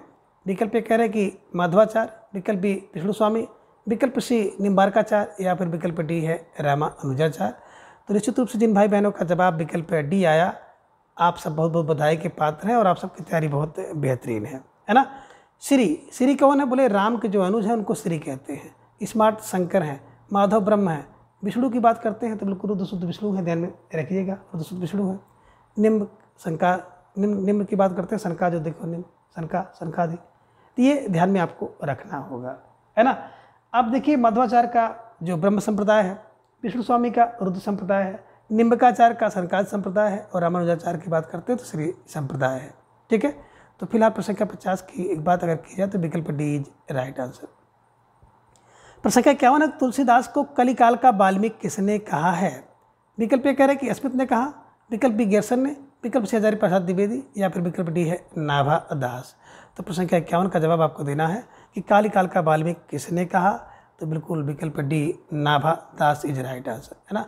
नाभा ने, नाभा कालिकाल का वाल्मीकि जो है नाभा है, कहीं भैया कालिकाल का तुम वाल्मीकि कहा? नहीं भा नाभा, है ना। ये ध्यान में रखिएगा कि जो कालिकाल का वाल्मीकि नाभ है, नहीं हुआ, ठीक है। तो संख्या 52 है कि निम्न में तुलसी की कौन सी कृति परिभाषा में नहीं है? विकल्प ए कह रहे कि वीर्य प्रतिका, विकल्प बी कृष्ण गीतावली, विकल्प सी वैराग्य संदीपनी, या फिर विकल्प डी है रामाज्ञा प्रश्न। तो प्रश्न संख्या 52 का जवाब आपको देना है। प्यारा सा प्रश्न है आप सबकी स्क्रीन पर और आप सबका बहुत बेहतरीन जवाब भी आ गया कि सर विकल्प डी को लॉक किया जाए। रामाज्ञा प्रश्न जो है ना, ये ब्रज भाषा में नहीं है बल्कि अवधी भाषा में है। बात करें तुलसीदास की जो ब्रज भाषा में लिखी गई रचनाएं हैं, उसकी एक क्लू बना लीजिएगा, है ना। देखिए जितनी भी वली होंगी, वली माने गीतावली, है ना, कृष्ण गीतावली कवितावली है, जितनी भी वली होंगी सब ब्रजभाषा में होंगी। दूसरी, है ना, पत्रिका जो होगी वो भी, और तीसरा है पनी, तो ध्यान में रखिएगा, वली पनी पत्रिका, वली पनी पत्रिका, है ना। तो जिसे बिना पत्रिका है ब्रजभाषा में है। जितनी भी कवितावली, गीतावली, कृष्ण गीतावली, ये सब, है ना, ध्यान में रखिएगा। और पनी, पनी माने संदीपनी, ध्यान में रखिएगा, ब्रज में है। बाकी अगर कोई रचना आ जाती है तो बिल्कुल उसको आप ले जा करके अवधि में कर दीजिएगा। तो प्रश्न संख्या 52 का विकल्प डी रामाज्ञा प्रश्न इज राइट आंसर। प्रश्न संख्या 53 है कि केशवदास को कोर्ट का कवि किसने कहा है। विकल्प ए कह रहे कि रामचंद्र शुक्ल ने कहा, विकल्प बी डॉक्टर बच्चन सिंह ने कहा, विकल्प सी विजयपाल सिंह ने कहा, या फिर विकल्प डी हजारी प्रसाद द्विवेदी ने। तो प्रश्न संख्या 53 का जवाब आपको देना है ना। देखिए कोर्ट, केशव को कोर्ट, अब केशव को कोर्ट में क्या मिला, बोले सर विजय मिली, है ना। तो Vijay Pal Singh is right answer. Keshav को कोर्ट में विजय मिली, तो केशव को विजय पाल सिंह ने क्या है, केशवदास को कोर्ट का कवि कहा है, ध्यान में रखिएगा, ठीक है। संख्या 54 है कि सेनापति के गुरु का नाम क्या है। विकल्प ए कह रहे कि चिंतामणि है, विकल्प बी रामानंद, विकल्प सी महावीर प्रसाद द्विवेदी, या फिर विकल्प डी है हीरामणि दीक्षित। तो प्रश्न संख्या 54 का जवाब आपको देना है, और आप सबका जवाब भी आ गया कि विकल्प डी को लॉक किया जाए, Hiramani Dixit is right answer, है ना। देखिए जब सेना के पति को दीक्षित किया जाएगा तो जो दीक्षित करेगा वही उसके लिए गुरु है। तो बिल्कुल सेनापति के जो गुरु थे Hiramani Dixit is right answer. प्रश्न संख्या 55 है कि अष्टाप की स्थापना किसने किया है। विकल्प ए कह रहे कि वल्लभाचार्य ने किया, विकल्प बी विठलनाथ ने, विकल्प सी सूरदास ने, या फिर विकल्प डी कृष्णदास ने। तो प्रश्न संख्या 55 का जवाब आपको देना है, और आप सबका जवाब भी दे दिया गया हम कि सर विकल्प बी को लॉक किया जाए, विठलनाथ इज राइट आंसर। अष्ट विष्ट, है ना। यहाँ पे देखिए अष्टछाप है, यहाँ पे देखिए बिठ बिठ बिठ, ध्यान में रखिएगा, विठलनाथ, ठीक है। प्रश्न संख्या 56 है कि निम्न में से नंददास की किस कृति में सगुण गोपी और निर्गुण उद्धव का संवाद है। विकल्प ए कह रहे कि सुदामा चरित में, विकल्प बी रसमंजरी में, विकल्प सी रुक्मणी मंगल में, या फिर विकल्प डी है भंवर गीत में। तो निश्चित रूप से आप सबका जवाब भी आ गया कि सर विकल्प डी को लॉक किया जाए, भंवर गीत इज राइट आंसर, है ना। तो जिन भाई बहनों का जवाब विकल्प डी है, भंवर है, भंवर गीत है, तो निश्चित रूप से आप सबका जो जवाब है बहुत बेहतरीन है, और आप सबकी तैयारी बिल्कुल बेहतरीन है, दिख रही है, ठीक है। प्रश्न संख्या 57 है कि रसखान का मूल नाम क्या है। विकल्प ए कह रहे कि सैयद अली है, विकल्प बी सैयद इब्राहिम पठान है, विकल्प सी नल सिंह है, या फिर विकल्प डी चंद बरदाई है। तो प्रश्न संख्या 57 का जवाब आप सबको देना है, और आप सबका जवाब भी आ गया कि सर विकल्प बी को लॉक किया जाए, Syed Ibrahim Pathan is right answer, है ना। तो देखिए रसखान का जो मूल नाम था सैयद इब्राहिम पठान था, ध्यान में रखिएगा। प्रश्न संख्या 58 है कि विजयपाल रासो किसकी कृति है। विकल्प ए कह रहे कि दलपत विजय की, विकल्प बी जगनी की, विकल्प सी नल सिंह की, या फिर विकल्प डी चंद बरदाई की। तो प्रश्न संख्या 58 का जवाब आपको देना है, और आप सबका जवाब भी आ गया कि सर विकल्प सी को लॉक किया जाए, नल सिंह इज राइट आंसर, है ना। जब कोई व्यक्ति विजय करता है तो नल उखाड़ लेता है, ध्यान में रखिएगा, नल सिंह इज राइट आंसर, है। दलपत विजय का खुमार रासो, जिसके दल के पति विजय करते हैं। कौन विजय करता है, जिसके पति, है ना, सैनिक खूब मारपीट करते हैं, तो खुमार रासो। जगनिक का परमाल रासो है, चंद बरदाई का पृथ्वी राज रासो है, ध्यान में रखिएगा। प्रश्न संख्या 59 है कि मदनाष्टक किसकी कृति है। विकल्प ए कह रहे हैं कि सेनापति की कृति है, विकल्प बी रहीमदास की, विकल्प सी भिखारी की, या फिर विकल्प डी मती राम के। तो प्रश्न संख्या 59 का जवाब आपको देना है, और आप सब भाई बहनों का जवाब भी आ गया कि सर विकल्प बी को लॉक किया जाए, रहीमदास इज राइट आंसर, है ना। देखिए जो मदनाष्टक है ना, मदन का अष्टक क्या करता है, अगर दिख जाए तो उस पर रहम करो, तो रहम फॉर रहीमदास, ध्यान में रखिएगा। प्रश्न संख्या 60 है कि ऋतकाल को अंधकार काल किसने कहा है। अब ऋतकाल को अंधकार काल किसने कहा है। विकल्प ए कह रहे हैं कि रमाशंकर शुक्ल रसाल, विकल्प बी मिश्र बंधु ने, विकल्प सी रामचंद्र शुक्ल ने, या फिर विकल्प डी त्रिलोचन ने। तो निश्चित रूप से आप सबका जवाब भी आ गया कि सर विकल्प डी को लॉक किया जाए, है ना। जिसके पास त्रिलोचन होंगे ना वही अंधकार कहेगा। तो अंधकार में क्या चाहिए, बोले सर अंधकार में तो त्रिलोचन चाहिए। अब त्रिलोचन मतलब 3 लोचन चाहिए, ध्यान में रखिएगा। तो बिल्कुल प्रश्न संख्या 60 का त्रिलोचन इज राइट आंसर। आगे प्रश्न संख्या 61 है कि निम्न में से कविदेव की कृति यानी कि रचना नहीं है। कह रहे हैं कि निम्न में से कौन सी रचना जो है कविदेव की नहीं है। विकल्प कह रहे हैं कि जात विलास, विकल्प बी भाव विलास, विकल्प सी भवानी या फिर विकल्प डी आनंद विलास। तो प्रश्न संख्या 61 का जवाब आपको देना है कि निम्नलिखित में से कौन सी रचना देव की नहीं है। और आप जानते भी हैं कि देव जी ने ढेर सारा विलास नामक शीर्षक से रचनाएं लिखी हैं, जात विलास, भवानी विलास, कुलस विलास, है ना, रस विलास। तो इसमें आप सबका जवाब आना चाहिए कौन सी रचना नहीं है, और आप सबका जवाब भी आ गया कि सर विकल्प डी को लॉक किया जाए, आनंद विलास इज राइट आंसर, है ना। देखिए जात विलास, भाव विलास, भवानी विलास, कुलस विलास, रस विलास तो है, लेकिन आनंद विलास की बात करते हैं तो इनकी रचना नहीं है, बल्कि जसवंत सिंह की है, ध्यान में रखिएगा, है ना। अगर किसी व्यक्ति को जस मिल जाएगा तो वो आनंद विलास करने लगेगा, ध्यान में रखिएगा, ठीक है। चलिए प्रश्न संख्या 62 है, किस कवि ने होली, फाग और त्योहारों का वर्णन पूरी तल्लीनता के साथ किया है। विकल्प ए कह रहे हैं कि भूषण ने किया, विकल्प बी पद्माकर ने, विकल्प सी जसवंत या फिर विकल्प डी भिखारी दास ने। तो प्रश्न संख्या 62 का जवाब आपको देना है, और सबका जवाब भी आ गया कि सर विकल्प बी को लॉक किया जाए, पद्माकर इज राइट आंसर, है ना। कि फाग गुभीर अभीर मेघ है गोविंद ले गए, है ना, तो ध्यान में रखिएगा, पद्माकर इज राइट आंसर। प्रश्न संख्या 63 है कि जगन्नाथ दास रत्नाकर के अनुसार बिहारी सतसई में दोहों की संख्या कितनी है। यानी कि जगन्नाथ रत्नाकर जी ने बिहारी सतसई में कितने दोहे बताए हैं। विकल्प ए कह रहे हैं कि 700 बताएं, विकल्प बी 713, विकल्प सी 719 या फिर विकल्प डी है 707। और आप सबका जवाब भी आ गया कि सर विकल्प बी को लॉक किया जाए, 713 इज राइट आंसर, है ना। तो 13 जगन्नाथ, जगन्नाथ क्या है बोले 13 फॉर 713 इज राइट आंसर। प्रश्न संख्या 64 है कि प्रेम की अनिर्वचनीयता का आभास घनानंद ने निर्विरोधाभास के द्वारा किया है, कथन किसका है। विकल्प ए कह रहे हैं कि हजारी प्रसाद द्विवेदी का, विकल्प बी रामचंद्र शुक्ल का, विकल्प सी डॉक्टर बच्चन सिंह या फिर विकल्प डी डॉक्टर रामकुमार वर्मा का। तो प्रश्न संख्या 74 का जवाब आपको, प्रश्न संख्या 64 का जवाब आपको देना है। प्यारा सा प्रश्न है आप सबकी स्क्रीन पर, और उतना ही बेहतरीन जवाब आप सबका आ गया कि सर विकल्प बी को लॉक किया जाए, Ramchandra Shukla is right answer, है ना। देखिए प्रेम की जो अनिर्वचनीयता है ना बिल्कुल शुक्ल में है, रामचंद्र शुक्ल में है, ध्यान में रखिएगा, ठीक है। प्रश्न संख्या 65 है कि मैं महिमा किसकी कृति है। विकल्प ए प्रताप नारायण मिश्र की है, विकल्प बी बद्रीनाथ चौधरी प्रेमघन की है, विकल्प सी ठाकुर जगमोहन सिंह की है या फिर विकल्प डी अंबिका दत्त व्यास की है। तो प्रश्न संख्या 65 का जवाब आपको देना है, और आप सबका जवाब भी आ गया कि सर विकल्प बी को लॉक किया जाए, है ना। जो मैंग की महिमा है ना वो बदरी में प्रेम देती है, ध्यान में रखिएगा। तो मैंग की महिमा बदरी में प्रेम देती है, यानी कि मैंग महिमा बद्रीनाथ चौधरी प्रेमघन द्वारा लिखी गई है, ठीक है। प्रश्न संख्या 66 है कि भारत गीत किसकी रचना है। विकल्प ए कह रहे हैं कि श्रीधर पाठक की, विकल्प बी महावीर प्रसाद द्विवेदी की, विकल्प सी हरिऔध की या फिर विकल्प डी मैथिलीशरण गुप्त की। तो प्रश्न संख्या 66 का जवाब आपको देना है, और आप सबका जवाब भी आ गया कि सर भारतीय गीत जो है विकल्प ये श्रीधर पाठक गाते हैं, है ना।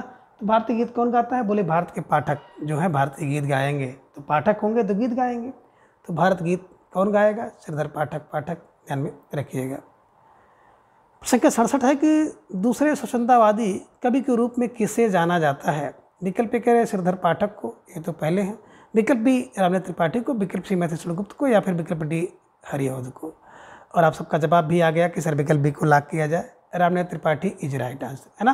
देखिए पहले स्वच्छंदतावादी जो कवि है श्रीधर पाठक है और दूसरे रामनाथ त्रिपाठी है, ध्यान में रखिएगा, ठीक है। अब आगे प्रश्न संख्या 68 है, कैप्सूल या सूत्र कविता के प्रवर्तक कौन हैं। विकल्प कह रहे हैं कि राम बच्चन राय हैं, विकल्प बी ओमकार नाथ त्रिपाठी हैं, विकल्प सी लक्ष्मीकांत वर्मा है या फिर विकल्प डी विशंबर नाथ शर्मा है। तो सोच समझ के उत्तर दीजिएगा। प्रश्न संख्या 68 आप सबके स्क्रीन पर है, प्यारा सा प्रश्न है और आप सबका उतना ही बेहतरीन जवाब आ गया कि सर विकल्प बी को लॉक किया जाए, Omkar Nath Tripathi is right answer, है ना। देखिए जब कैप्सूल है ना तो कैप्सूल को ओमकार ओमकार ओमकार कर लीजिए और इसे कंठस्थ कर लीजिए, ठीक है। चलिए प्रश्न संख्या 69 है कि पंचांग दर्शन किसकी कविता है। विकल्प कह रहे हैं कि बैकुंठ मणि की है, विकल्प बी नाभादास, विकल्प सी गोकुलनाथ या फिर विकल्प डी मथुरा शर्मा की। तो निश्चित रूप से जिन भाई बहनों का जवाब विकल्प डी आ रहा है मथुरा शर्मा, निश्चित रूप से आप सबका जवाब बहुत ही बेहतरीन है और आप सब बहुत ही बधाई के पात्र हैं। तो आप सबकी तैयारी को मेरा सलाम है, ठीक है ना। देखिए जो पंचांग दर्शन है ना वो मथुरा से लाया गया। पंचांग दर्शन कहाँ का बोले सर, मथुरा का, ये ध्यान में रखिएगा। अब बैकुंठ में, बैकुंठ क्या होता है बोले अगहन और वैशाख में कोई जो व्यक्ति मरेगा वो बैकुंठ में जाएगा। इन्हीं की बैकुंठ मण शुक्र की अगहन और वैशाख महत्तम इनकी दो रचनाएं हैं। नाभादास की बात करते हैं तो इनकी रचना है अष्टायाम, ध्यान में रखिएगा, है ना, अष्टायाम। गोकुलनाथ की बात करते हैं तो कुल गो कितनी है बोले 284, 84 और 252, 84 और 252, 84 वैष्णु की वार्ता और 252 वैष्णु की वार्ता, ध्यान में रखिएगा।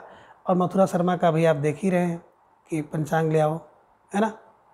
ठीक है, तो प्रश्न संख्या 69 का विकल्प डी इज राइट आंसर। प्रश्न संख्या 70 है कि उर्दू का यामिनी किसे कहा जाता है। विकल्प ए कह रहे हैं कि सदा सुखलाल को, विकल्प बी लल्लू लाल को, विकल्प सी इंसाल्लाह खां को, या फिर विकल्प डी सदल मिश्र को। तो प्रश्न संख्या 70 का जवाब आप सबका आ भी गया कि सर जो उर्दू का यामिनी है विकल्प बी लल्लू है ना, तो लल्लू लाल है। अब देखे होंगे तमाम प्रकार के लोग ऐसे होते हैं जो गांव समाज में लल्लू होते हैं, तो वही कह रहे हैं कि उर्दू का यामिनी कौन है, लल्लू लाल है, ये ध्यान में रखिएगा। और प्रश्न संख्या 70 को बिल्कुल इसी तरह से क्लू की सहायता से याद कर लीजिएगा। ठीक है, अब आगे है प्रश्न संख्या 71 कि आनंद रघुनंदन नाटक किसका है। विकल्प ये कह रहे हैं कि विश्वनाथ सिंह का है, विकल्प बी विद्यापति का, विकल्प सी दिल्हड़ का, या फिर विकल्प डी गिरधर दास का। तो प्रश्न संख्या 71 का जवाब आपको देना है। प्यारा सा प्रश्न है आप सबकी स्क्रीन पर, और आप सबका जवाब भी धीरे धीरे आ गया कि सर विकल्प ए को लॉक किया जाए, Vishwanath Singh is right answer, है ना। कैसे दिमाग में बैठाएंगे, तो देखिए जो आनंद का रघुनंदन, बोले आनंद का रघुनंदन कौन, बोले सर पूरा विश्व करता है, तो विश्व फॉर विश्वनाथ, इसे ध्यान में रखिएगा। और ये भी आप देखे होंगे ना कि हर व्यक्ति क्या है, आनंद चाहता है, तो आनंद और रघुनंदन, तो आनंद कौन चाहता है, बोले सब चाहते हैं, सब माने विश्व चाहता है, तो ध्यान में रखिएगा आनंद कौन चाहता है, बोले सर विश्व चाहता है, तो विश्व फॉर विश्वनाथ सिंह, इसे ध्यान में रखिएगा। और प्रश्न संख्या 71 के विकल्प ए को हमेशा के लिए आप कंठस्थ कर लीजिए। प्रश्न संख्या 72 है कि विशेष विषम औषधम का नाट्य रूप है, यानी कि विशेष विषम औषधम जो नाटक है, ये नाट्य का कौन सा रूप है। विकल्प ए कह रहे हैं कि नाटिका है, विकल्प बी रासक है, विकल्प सी भाण है, या फिर विकल्प डी नाटक है। तो प्रश्न संख्या 72 का जवाब आपको देना है, और आप सबका जवाब भी आ गया कि सर विकल्प सी को लॉक किया जाए, भाण इज राइट आंसर, है ना। अब कैसे दिमाग में बैठाएंगे, देखिए अगर कोई विष हो ना, और विष हो तो विष को क्या करो भैया, विशेष विषय में औषधम, तो विष का औषध हो तो भी क्या करो, कहते हैं उसको भैया भाड़ में जाए, तो भाड़ में जाए, कहते हैं ना विष मिल जाए तो उसको भाड़ में डाल दो, तो भाड़ में डाल दो, यानी कि भाड़ टाइप का नाट्य रूपक है, ध्यान में रखिएगा। प्रश्न संख्या 73 है कि निम्न में से हिंदी का पहला दुखांत नाटक माना जाता है। विकल्प ये कह रहे कि रणधीर प्रेम मोहिनी को माना जाता है, विकल्प बी करुणालय को, विकल्प सी एक घूंट, या फिर विकल्प डी मुद्रा रासस को। तो प्रश्न संख्या 73 का जवाब आपको देना है कि हिंदी का पहला दुखांत नाटक कौन सा है, और आप सब भाई बहनों का जवाब बहुत तेजी के साथ आ गया कि सर विकल्प ए को लॉक किया जाए, Randhir Prem Mohini is right answer, है ना। ये क्या है, हिंदी का पहला दुखांत नाटक है, ध्यान में रखिएगा। और किसका है, तो आप दिमाग में रख लीजिएगा श्रीनिवास दास जी का है, ये ध्यान में रखिएगा, ठीक है ना। और देखिए जो प्रेम की मोहिनी होती है ना, रणधीर के प्रेम की मोहिनी कौन होती, सबसे पहले दुखी हुई थी, तो सबसे पहले दुखी कौन होता है हिंदी में, तो बोले सर रणधीर की प्रेम मोहिनी, तो रणधीर की प्रेम मोहिनी मतलब Randhir Prem Mohini is a right answer, ठीक है। प्रश्न संख्या 74 है कि निम्न में से किस नाटक को मानव की दिग्भ्रांत यात्रा का महानाटक कहा जाता है। विकल्प ये कहते हैं कि शुतुरमुर्ग कहा जाता है, विकल्प बी अनुष्ठान को, विकल्प सी द्रौपदी को, या फिर विकल्प डी आठवां सर्ग को। तो प्रश्न संख्या 74 का जवाब आपको देना है, और आप सब भाई बहनों का जवाब भी आ गया कि सर विकल्प बी को लॉक किया जाए, अनुष्ठान इज राइट आंसर, है ना। अनुष्ठान को क्या कहा जाता है कि अनुष्ठान जो नाटक है, इस नाटक को मानव की दिग्भ्रांत यात्रा का नाटक कहा जाता है। और आप इससे क्लू कैसे बनाएंगे, देखिए जब किसी चीज़ का अनुष्ठान करना होता है, शादी विवाह यज्ञ आदि कोई भी कार्य होता है, जब उसका हम लोग अनुष्ठान करते हैं ना, तो उसकी यात्रा के लिए हम लोग भ्रमित रहते हैं कि कहाँ से क्या कर दें, किसको किस तरह से मैनेज करें, कितने आदमी की व्यवस्था करनी है, किसको कहाँ बैठाना है, क्या क्या चीज़ें। आज अनुष्ठान में व्यक्ति बिल्कुल दिग्भ्रांत यात्रा करता रहता है, ये ध्यान में रखिएगा। अनुष्ठान होगा तो दिग्भ्रांत की यात्रा करना पड़ेगा, ठीक है। प्रश्न संख्या 75 है कि लहरों के राजहंस नाटक के पात्र हैं। अब विकल्प कह रहे कि पृथु और शुक्राचार्य पात्र हैं, विकल्प बी मनमोहन और सुरेखा पात्र हैं, विकल्प सी अरविंद विमलेंदु और लतिका जो है लहरों के राजहंस के पात्र हैं, या फिर विकल्प डी नंद आनंद सुंदरी और अलका। तो प्रश्न संख्या 75 का जवाब आपको देना है, और आप सबके जवाब की प्रतीक्षा में प्रश्न संख्या 75 आप सबके स्क्रीन पर। तो आप सब भाई बहन बिल्कुल सुबह से ही आज की इस प्रश्नोत्तरी में लगातार सक्रिय रूप से जुड़े हुए हैं, तो आप सबको बहुत बहुत धन्यवाद और बहुत बहुत शुभकामना। मित्रों रविवार का दिन है, ढेर सारा काम होता है, फिर भी सारे काम धाम को छोड़कर अगर आप लोग बिल्कुल इस प्रश्नोत्तरी में जुड़े हैं, तो ईश्वर से हमारी प्रार्थना है कि आप सब जल्द से जल्द अपने उद्देश्य को प्राप्त करें। और आप सबका जवाब भी आ गया कि सर विकल्प डी को लॉक किया जाए, है ना। नंद आनंद, सुंदरी और अलका। किसके? लहरों के राजहंस के जो नाटक है, लहरों के राजहंस नाटक, इस नाटक के प्रमुख पात्र हैं। और लहरों के राजहंस नाटक की बात की जाए तो किसका नाटक है? मोहन राकेश जी का है, 1963 में लिखा गया था। ठीक है ना। तो फिलहाल प्रश्न संख्या 75 का विकल्प डी इज राइट आंसर। प्रश्न संख्या 76 है कि निम्न में से नाटक एवं नाटककार असंगत हैं, यानी कि एक नाटक और उसके जो नाटककार हैं असंगत है। विकल्प कह रहे हैं कि 3 अपाहिज नाटक के जो नाटककार हैं, रचनाकार हैं, विपिन कुमार हैं। विकल्प बी सिंहासन खाली है, इसके निराला जी हैं। विकल्प सी बुलबुल की सराय मणि मधुकर। और विकल्प डी है मेरे भाई मेरे दोस्त दया प्रकाश सिंह का है। तो कह रहे हैं कि कौन सा एक विकल्प असंगत है? सोचिए, समझिए, विचार कीजिए, इसके बाद सही जवाब दीजिए और इस प्रश्न पर बिल्कुल स्टार लगा लीजिए। इस प्रश्न के माध्यम से आपको लगभग 4 जो नाटक और नाटककारों से आपका परिचय होगा, जो कि परीक्षा के दृष्टिकोण से बहुत ही महत्वपूर्ण है। तो आप सबका जवाब भी आ गया कि सर विकल्प बी को लाख किया जाए, है ना। सिंहासन खाली करो कि जनता आती है, वो निराला की कविता है, लेकिन सिंहासन खाली है ये नाटक की बात करते हैं तो निराला जी का नहीं है, बल्कि अगर इसको देखा जाए तो सुशील कुमार सिंह का है। ये ध्यान में आप रखिएगा, है ना। तो प्रश्न संख्या 76 का जो सही जवाब होगा वो विकल्प बी सुशील कुमार यहाँ पे होना चाहिए था, और यहाँ पे निराला है इसलिए अशुद्ध है। ठीक है ना। अब सिंहासन खाली करो, सिंहासन खाली है किसका? बोले सर सुशील कुमार सिंह का। तो सुशील कुमार सिंह इसके लेखक हैं। अब 3 अपाहिज की बात करते हैं। 3 अपाहिज कहाँ पर? बोले सर विपिन में खो गए, है ना। विपिन में खो गए और नंगे पैर विपिन ना जाओ, आपने पढ़ा था नंगे पैर, है ना। तो यही है कि 3 अपाहिज कहाँ पे? बोले सर विपिन में खो गए। विपिन में खोने का मतलब विपिन कुमार जी का नाटक है। अब बुलबुल की सराय तो भैया बुलबुल के लिए बड़ी मधुकर होती है ना। हर व्यक्ति की जो सराय होती है ना उसके लिए बहुत मधुकर होती है। तो यहाँ पे बुलबुल की सराय बुलबुल के लिए बहुत मधुकर है और मणि जैसी है ना। अब मेरे भाई मेरे दोस्त क्या करो? दया करो। तो मेरे भाई मेरे दोस्त मुझ पर दया करो, दया फॉर दया प्रकाश सिंह का नाटक है, ध्यान में रखिएगा और इसे बिल्कुल कंठस्थ कर लीजिए। प्रश्न संख्या 77 सबसे उदास कविता किस विधा की रचना है? विकल्प कह रहे हैं कि नाटक है, विकल्प भी कह रहे हैं कि उपन्यास है, विकल्प सी काव्य संग्रह, या फिर विकल्प डी, ये देखो 2 बार उपन्यास आ गया है तो एक जगह निबंध कर लीजिए, है ना। तो बिल्कुल अब प्रश्न संख्या 77 का जवाब आप दीजिएगा कि सबसे उदास कविता किस विधा की रचना है। विकल्प कह रहे नाटक, विकल्प बी उपन्यास, विकल्प सी काव्य संग्रह, या फिर विकल्प डी निबंध।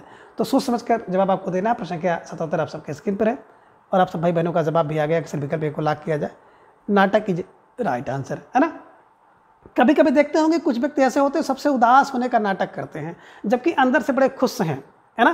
कि किसी का रिजल्ट आया हो, किसी के यहाँ कोई समस्या हो गई हो, तो आपके दुख में दुख व्यक्त करने के लिए बड़े उदास दिखाई देते हैं, है ना। तो सबसे उदास होने का नाटक वही दिखाते हैं जो आपके अंदर से सबसे ज़्यादा खुश होते हैं।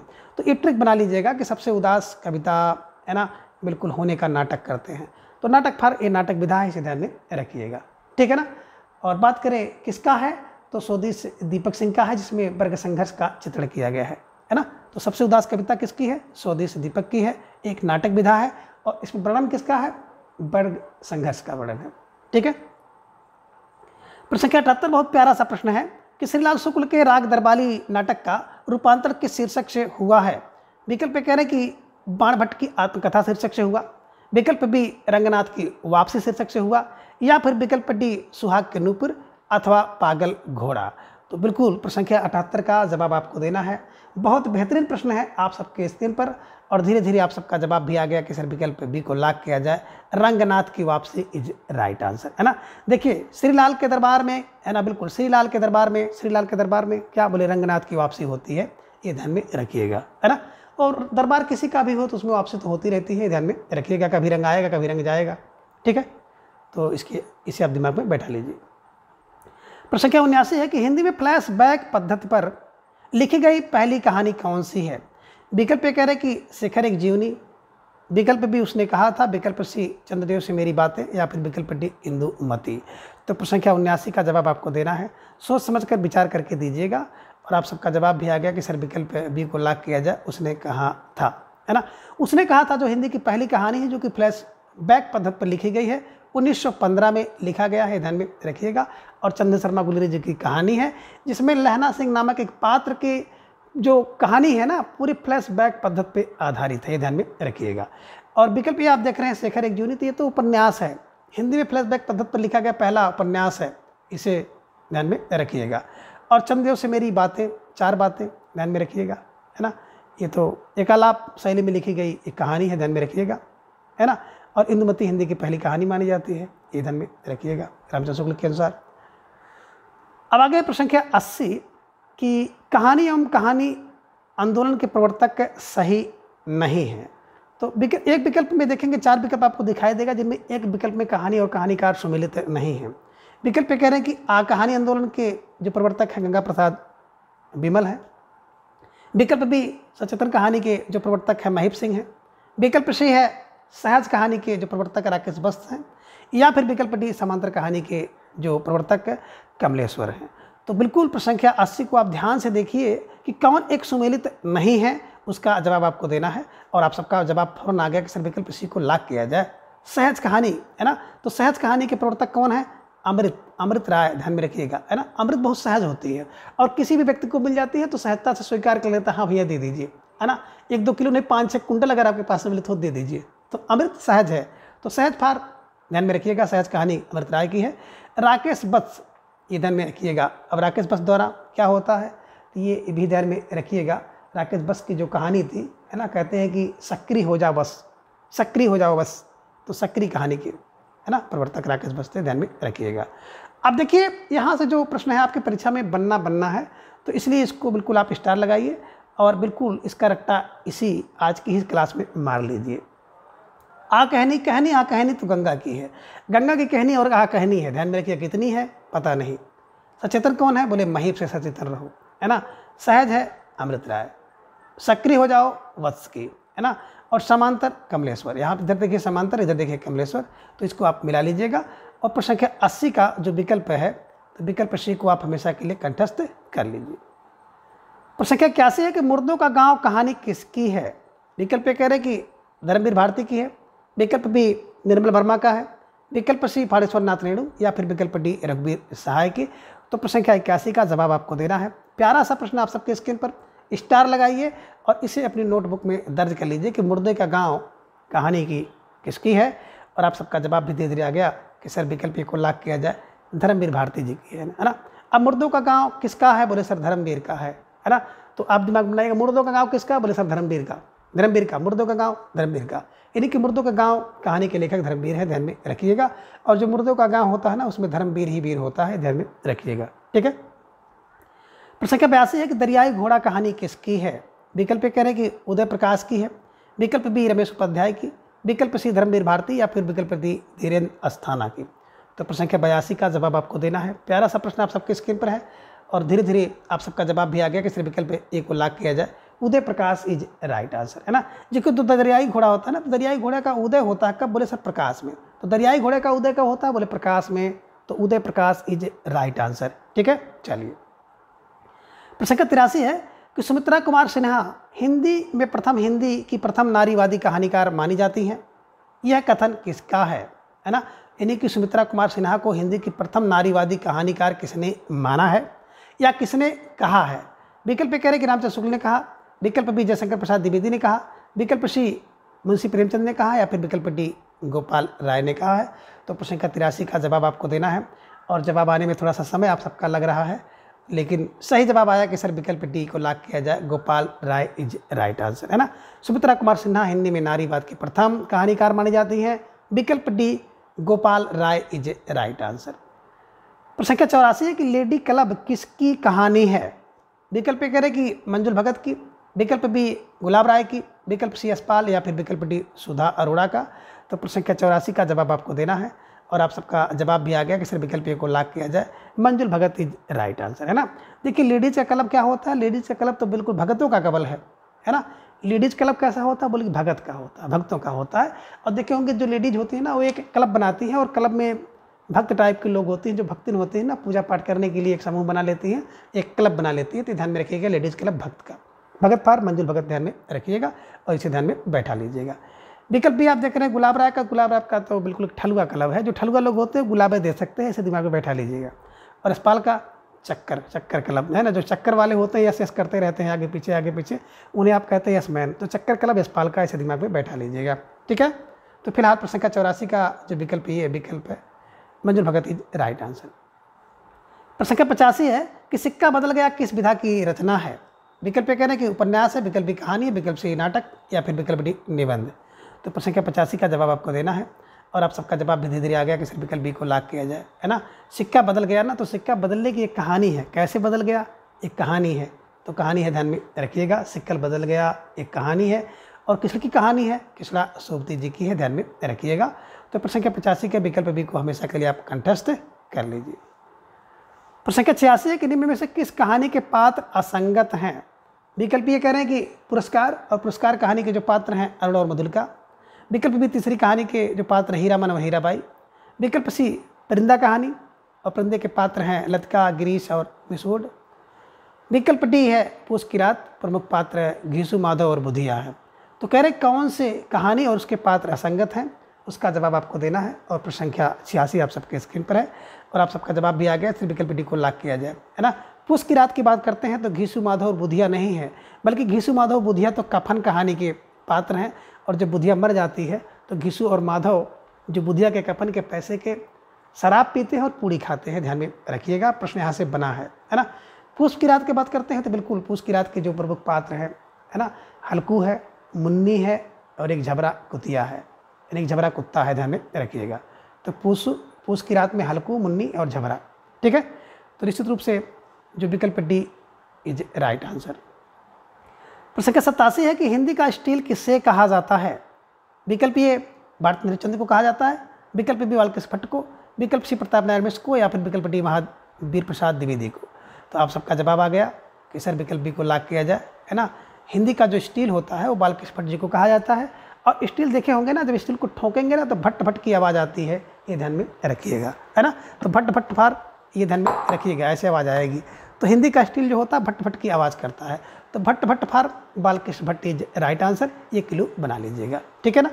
और देखिए प्रताप नारायण मिश्र की बात करते हैं तो प्रताप नारायण, ना से नारायण है, ना से एडिशन, एडिशन ना ना ना ना नारायण एडिशन, है ना। तो हिंदी का एडिशन प्रताप नारायण मिश्र को कहा जाता है, ध्यान में रखिएगा।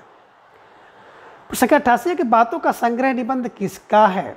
विकल्प कह रहे हैं कि महावीर प्रसाद द्विवेदी का है, विकल्प बी रामचंद्र शुक्ल का है, विकल्प सी श्याम सुंदर दास का है या फिर विकल्प डी प्रताप नारायण मिश्र का। तो प्रश्न संख्या 88 का जवाब आपको देना है। प्यारा सा प्रश्न है आप सबकी स्क्रीन पर और धीरे धीरे आप सबका जवाब भी आ गया, किसी विकल्प को लॉक किया जाए। Mahavir Prasad Dwivedi is right answer, है ना। तो निश्चित रूप से जिन भाई बहनों का जवाब विकल्प आया था तो आप सबका जवाब बेहतरीन है और आप सबकी तैयारी बहुत उत्कृष्ट है ना। तो बिल्कुल बातों का संग्रह, अगर बातों का संग्रह हो जाएगा तो महावीर हो जाएगा वो व्यक्ति जो बातों का संग्रह कर सकता है, ठीक है। प्रश्न संख्या 89 है कि निम्न में अध्यापक पूर्ण सिंह का निबंध नहीं है। तो सोच समझ कर जवाब आपको देना होगा प्रश्न संख्या 89 का कि निम्न में अध्यापक पूर्ण सिंह का निबंध कौन सा नहीं है। विकल्प कह रहे हैं कि आचरण की सभ्यता, विकल्प बी मजदूरी और प्रेम, विकल्प सी सच्ची वीरता या फिर विकल्प डी साहित्य और समाज। तो बिल्कुल प्रश्न संख्या 89 का जवाब आपको देना है और आप सबका जवाब भी आ गया कि सर विकल्प डी को लॉक किया जाए। साहित्य और समाज जो निबंध है ये बिल्कुल श्याम सुंदर दास जी का है, ध्यान में रखिएगा, है ना। जब व्यक्ति सुंदर होता है ना तो उसके लिए साहित्य और समाज भी सुंदर होता है। तो सुंदर फार श्याम सुंदर दास इज राइट आंसर, ध्यान में रखिएगा, है ना। इसके हैं बात करें जो सरदार होता है ना, अध्यापक होता है, उसे आचरण की सभ्यता पसंद होती है, मजदूरी से प्रेम करता है, सच्ची वीरता करता है, ये ध्यान में रखिएगा, ठीक है। प्रश्न संख्या 90 है कि बुढ़ापा निबंध किसका है। विकल्प कह रहे हैं कि बालकृष्ण भट्ट का है, विकल्प बी प्रताप नारायण मिश्र का है, विकल्प सी पांडे बच्चन शर्मा उग्र का है या फिर विकल्प डी संपूर्णानंद का है। तो बिल्कुल प्रश्न संख्या 90 का जवाब आपको देना है। बहुत बेहतरीन प्रश्न है और इस प्रश्न पर बिल्कुल आप स्टार लगा लीजिए और इसके अपनी नोटबुक में दर्ज भी कर लीजिए। और आप सबका जवाब भी धीरे धीरे आ गया कि सर बुढ़ापा निबंध जो है ना, विकल्प सी पांडे बच्चन शर्मा उग्र जी का है, ध्यान में रखिएगा। और आपको बिल्कुल एक जो क्लू भी पता है ना कि जब व्यक्ति क्या हो जाता है, बुढ़ापे में पहुंच जाता है ना, तो बिल्कुल बुढ़ापा में व्यक्ति क्या हो जाता है, उग्र हो जाता है। तो उग्र का मतलब हो गया कि पांडे बच्चन शर्मा उग्र जी राइट आंसर। तो जो बुढ़ापा निबंध है ना वो विकल्प सी पांडे बच्चन शर्मा उग्र का है, ध्यान में रखिएगा। प्रश्न संख्या 91 है कि चितवन की छाह किसकी कृति है। विकल्प कह रहे कि विद्यानिवास मिश्र का है, विकल्प बी कुबेरनाथ राय का है, विकल्प सी विवेकी राय का है या फिर विकल्प डी रामधारी सिंह दिनकर का। तो प्रश्न संख्या 91 का जवाब आपको देना है और आप सब भाई बहनों का जवाब भी आ गया कि सर चितवन की छाह विकल्प ये विद्यानिवास मिश्र जी का निबंध है ना। अब कैसे दिमाग में बैठाएंगे, देखिए चितवन को छाह कहाँ मिलती, बोले सर विद्या के निवास पे, है ना। जिसके अंदर विद्या का निवास होगा, विद्या होगी, उसके चितवन में हमेशा छाँव रहेगी। तो चितवन की छाँव विद्या निवास, है ना। चितवन की छाँव कहाँ मिलेगी? बोले सर विद्या निवास पर मिलेगी, ये ध्यान में रखिएगा। और प्रश्न संख्या 91 के विकल्प ए को हमेशा के लिए आप कंठस्थ कर लीजिए। प्रश्न संख्या 92 है कि सब रंग और कुछ राग निबंध किसका है? विकल्प ए कह रहे कि अगे का है, विकल्प बी डॉक्टर नागेंद्र का है, विकल्प सी प्रभाकर माचवे या फिर विकल्प डी हरिशंकर प्रसाई की। तो प्रश्न संख्या 92 का जवाब आपको देना है। और आप सब भाई बहनों का जवाब भी आ गया कि सर विकल्प ए को लॉक किया जाए, अगे इज राइट आंसर, है ना। देखिए सब रंग और राग, सबके रंग और सबके राग अगे होते हैं, है ना। उसे जानना इतना आसान नहीं होता, ऐसे क्लू बना लीजिएगा। प्रश्न संख्या 93 है कि इत्यादि में कौन सी संधि है ना। विकल्प ए कह रहे हैं कि यड़ संधि, विकल्प बी वृद्धि संधि, विकल्प सी गुण संधि या फिर विकल्प डी दीर्घ संधि है। तो प्रश्न संख्या 93 का जवाब आपको देना है। और सबका जवाब भी आ गया कि सर इत धन आदि बराबर हो जाता है इत्यादि। तो विकल्प ए गुण स्वर संधि इज राइट आंसर, है ना। तो बिल्कुल गुण संधि है, ध्यान में रखिएगा। और प्रश्न संख्या 93 के विकल्प ए को हमेशा के लिए कंठस्थ कर लीजिए। प्रश्न संख्या 94 है कि 24 में कौन सा समास है? विकल्प ए कह रहे हैं कि द्वंद्व समास है, विकल्प बी द्विगु समास है, विकल्प सी कर्मधारय समास या फिर विकल्प डी तत्पुरुष समास। तो प्रश्न संख्या 94 का जवाब आपको देना है। और आप सब भाई बहनों का जवाब भी धीरे धीरे आ गया कि सर विकल्प ए को लॉक किया जाए, द्वंद्व समास इज राइट आंसर, है ना। कुछ भाई बहन जो है थोड़ा सा भटकेंगे कि 24 देखेंगे और संख्या और तुरंत तो पहुंच जाएंगे द्विगु के पास, है ना। तो देखिए जो संख्यावाची द्विगु तो होता है, लेकिन पहला पद संख्यावाची होता है और दूसरा पद कोई संज्ञा सर्वनाम आदि होना चाहिए, संज्ञा सर्वनाम विशेषण आदि होना चाहिए, है ना। यहाँ पे देख रहे हैं दोनों संख्या है ना। 20 और 4, 20 और 4 इसलिए 24 होता है। तो इसमें द्वंद्व समास है, ध्यान में रखिएगा, ठीक है। तो निश्चित रूप से प्रश्न संख्या 94 का विकल्प ये द्वंद्व समास इज राइट आंसर। प्रश्न संख्या 95 है कि रेल यात्रा का समास विग्रह रूप होगा। विकल्प कह रहे हैं कि रेल की यात्रा, विकल्प बी रेल और यात्रा, विकल्प सी रेल के द्वारा यात्रा या फिर विकल्प डी है रेल में यात्रा। तो प्रश्न संख्या 95 का जवाब आपको देना है। बहुत बेहतरीन प्रश्न आप सबके स्क्रीन पर, और आप सबका जवाब उतना ही बेहतरीन आ गया कि सर विकल्प सी को लॉक किया जाए, रेल के द्वारा यात्रा इज राइट आंसर, है ना। तो बिल्कुल आप सबका जवाब सही है। प्रश्न संख्या 96 है कि निम्न में शुद्ध वर्तनी है। विकल्प कह रहे हैं कि अनुसंगिक, तो बिल्कुल अशुद्ध है। अनुसंगिक की बात करते हैं तो अनुसांगिक होता है, ये ध्यान में रखिएगा। विकल्प बी अनुग्रहित, तो बिल्कुल अनुग्रहित भी अशुद्ध है, आप सही जवाब दे रहे हैं। विकल्प सी कह रहे हैं कि अनाथनी या फिर विकल्प डी अनुच्छेद, है ना। तो प्रश्न संख्या 96 का जवाब आपको देना है कि कौन सी वर्तनी शुद्धि है। और आप सबका जवाब भी आ गया कि सर विकल्प डी को लॉक किया जाए, अनुच्छेद इज राइट आंसर। बात करें अनुसंगिक की, तो अनुसांगिक होता है, अनुसांगिक, ये ध्यान में रखिएगा। अनुग्रहित नहीं होता है बल्कि अनुग्रह, अगर होता तो होता। और जब अनुग्रह, देखिए अनुग्रह को लिखेंगे तो अनुग्रह इस रूप में लिखें, अनुग्रह, है ना। लेकिन जब अनुग्रहित लिखेंगे तो इसमें री लग जाएगा, अनुगृहित, ध्यान में रखिएगा। अनाथ ही नहीं होता बल्कि अनाथा होता है, क्या होता है? अनाथा, ध्यान में रखिएगा। तो इस प्रकार से अगर देखेंगे तो प्रश्न संख्या 96 का विकल्प डी अनुच्छेद इज राइट आंसर। प्रश्न संख्या 97 है कि निम्न में स्त्रीलिंग शब्द नहीं है। यानी कि 4 विकल्प आप देख पा रहे हैं स्क्रीन पर, जिनमें से 3 जो है स्त्रीलिंग है, लेकिन एक विकल्प स्त्रीलिंग नहीं है। विकल्प कह रहे कि चील, विकल्प बी नदी, विकल्प सी हानि या फिर विकल्प डी पानी। तो कह रहे कौन इनमें स्त्रीलिंग नहीं है।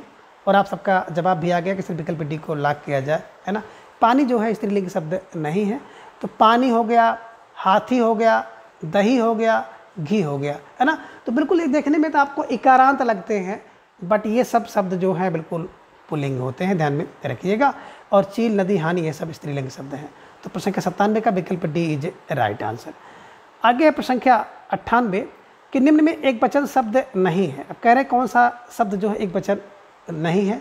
विकल्प ये कह रहे हैं कि माल, विकल्प बी सामान, विकल्प सी सामग्री या फिर विकल्प डी दर्शन। तो आप सबका जवाब फौरन आ गया कि सर विकल्प डी को लॉक किया जाए। जो दर्शन होता है ना, ये पुल्लिंग नहीं बल्कि बहुवचन शब्द होता है।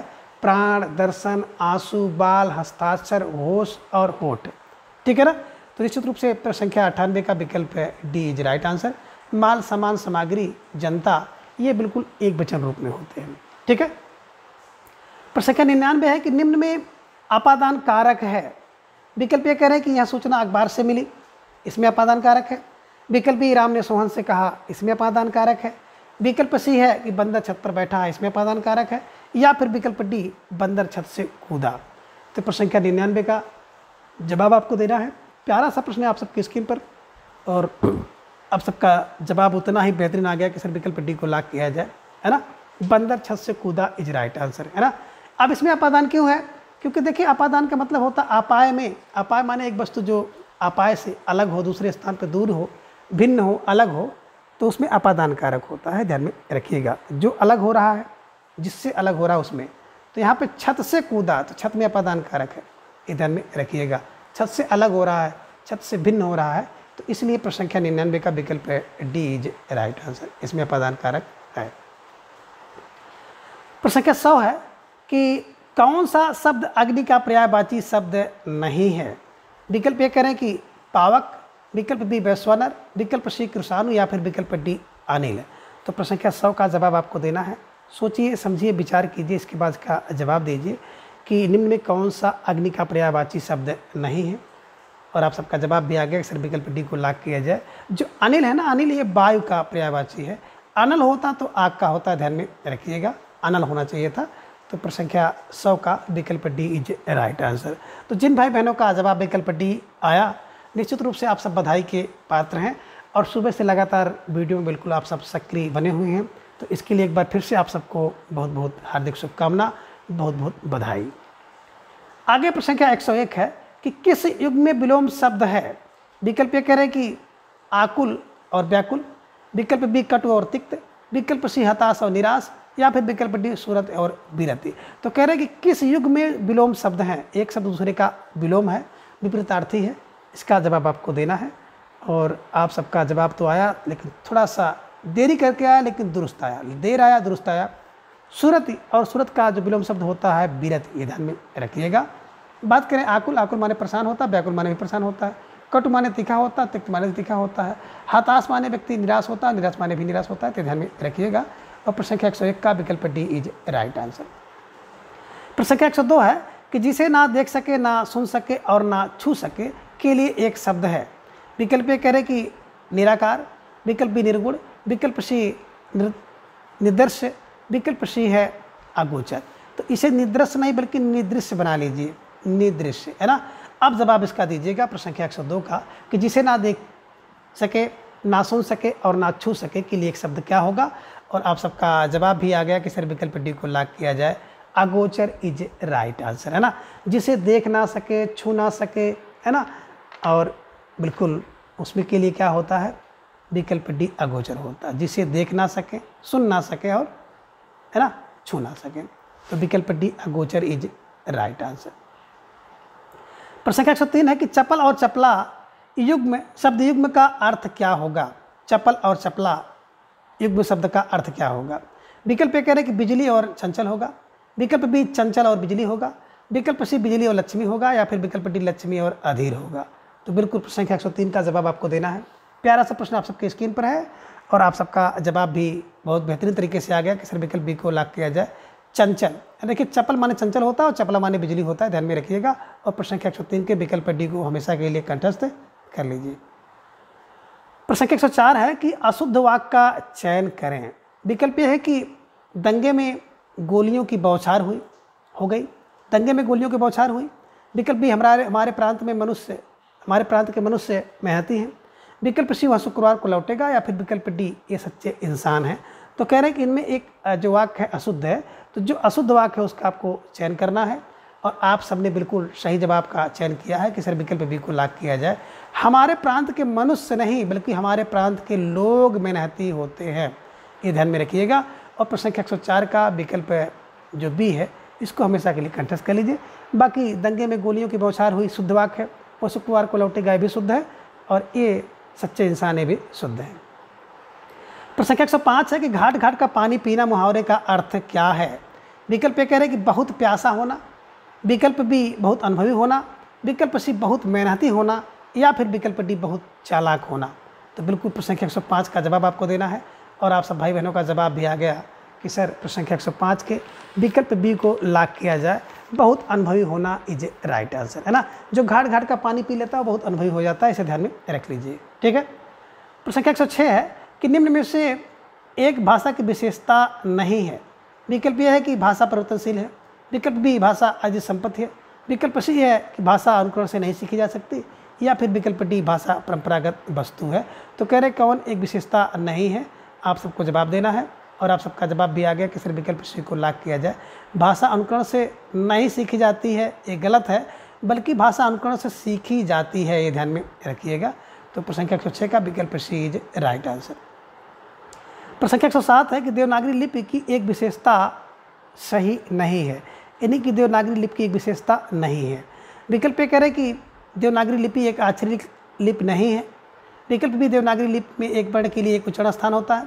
विकल्प सी देवनागरी लिपि में प्रत्येक वर्ण का उच्चारण होता है, यानी कि प्रत्येक वर्ण उच्चरित होता है। और विकल्प डी है देवनागरी लिपि वर्णक्रम वैज्ञानिक है। तो देवनागरी लिपि की जो वर्णक्रम है वो वैज्ञानिक है। अब इसका जवाब आपको देना है। प्रश्न संख्या 107 आप सबकी स्क्रीन पर है, कौन सी एक विशेषता नहीं है, और आप सबका जवाब भी आ गया कि सर विकल्प ए को लॉक किया जाए। तो देवनागरी लिपि अक्षरिक लिपि है और इसमें दिया कि अक्षरिक लिपि नहीं है ना। तो निश्चित रूप से प्रश्न संख्या 107 का विकल्प ए इज राइट आंसर। प्रश्न संख्या 108 है कि कालिदास कृत रघुवंशम है। अब रघुवंशम क्या है? विकल्प ये कह रहे हैं कि यह एक खंड काव्य है। विकल्प बी एक मुक्तक काव्य है। विकल्प सी एक गीत काव्य है, या फिर विकल्प डी एक महाकाव्य है। तो प्रश्न संख्या 108 का जवाब आपको देना है। बहुत बेहतरीन प्रश्न आप सबकी स्क्रीन पर है और इसका जवाब उतना ही बेहतरीन आ गया कि सर विकल्प डी को लॉक किया जाए, है ना। कालिदास कृत जो रघुवंशम है ना, रघुवंश एक महाकाव्य है, ध्यान में रखिएगा, जिसमें कुल 19 सर्ग हैं, ये ध्यान में रखिएगा। ठीक है, तो निश्चित रूप से प्रश्न संख्या 108 का विकल्प डी इज राइट आंसर। प्रश्न संख्या 109 है कि निम्न में हर्ष की रचना कौन सी है? विकल्प कह रहे हैं कि हित हरिवंश, विकल्प बी नैषधि चरितम, विकल्प सी राजतरंगिणी, या फिर विकल्प डी मेघदूत।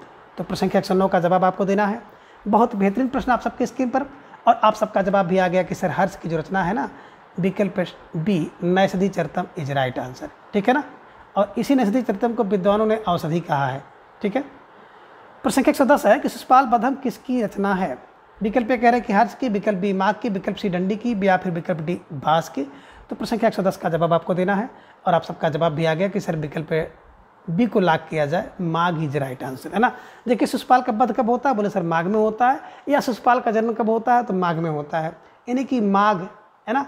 शिशुपाल बधम माघ की रचना है, ध्यान में रखिएगा।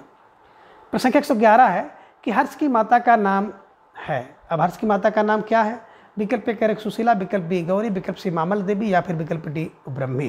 तो प्रश्न संख्या 111 का जवाब आपको देना है। बहुत बेहतरीन सा प्रश्न है, और इस प्रश्न पर स्टार लगाइए, और इस प्रश्न के माध्यम से आप निश्चित रूप से 4 जो संस्कृत के विद्वान हैं, कवि हैं, उनकी माता के नाम से आपका परिचय होगा। तो बिल्कुल विकल्प ये कह रहे हैं कि सुशीला, विकल्प बी गौरी, विकल्प सी मामल देवी, या फिर विकल्प डी ब्रह्मी। हर्ष की माता का नाम, आप सबका जवाब भी आ गया कि सर विकल्प सी को लॉक किया जाए, मामल्य देवी इज राइट आंसर, है ना। देखिए हर्ष जब होता है ना तो मामल्य भूल जाता है, ध्यान में रखिएगा।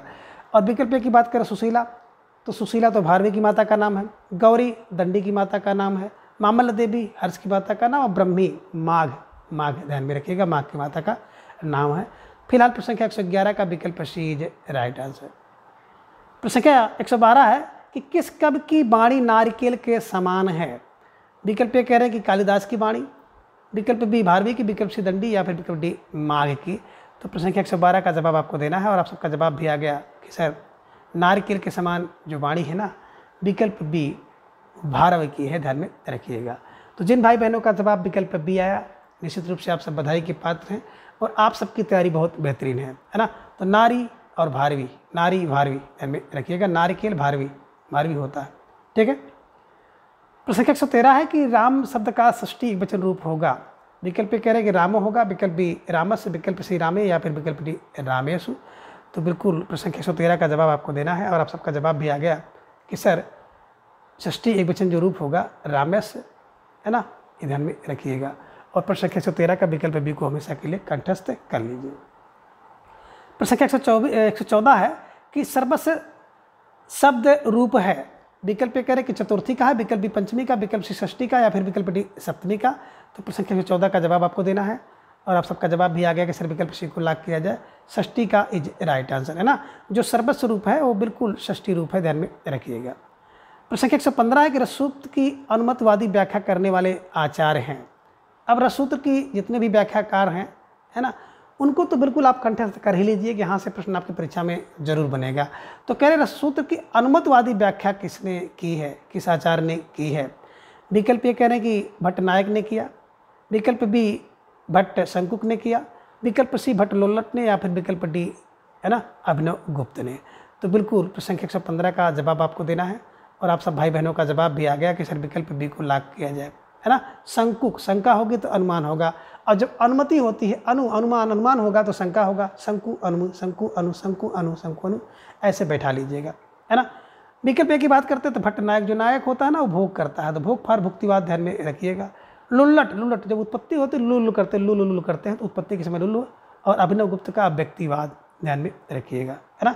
यहाँ से प्रश्न आपकी परीक्षा में किसी न किसी रूप में जरूर बनेगा, ठीक है। चलिए फिलहाल प्रश्न संख्या 115 का विकल्प बी भट्ट शंकु की राइट आंसर।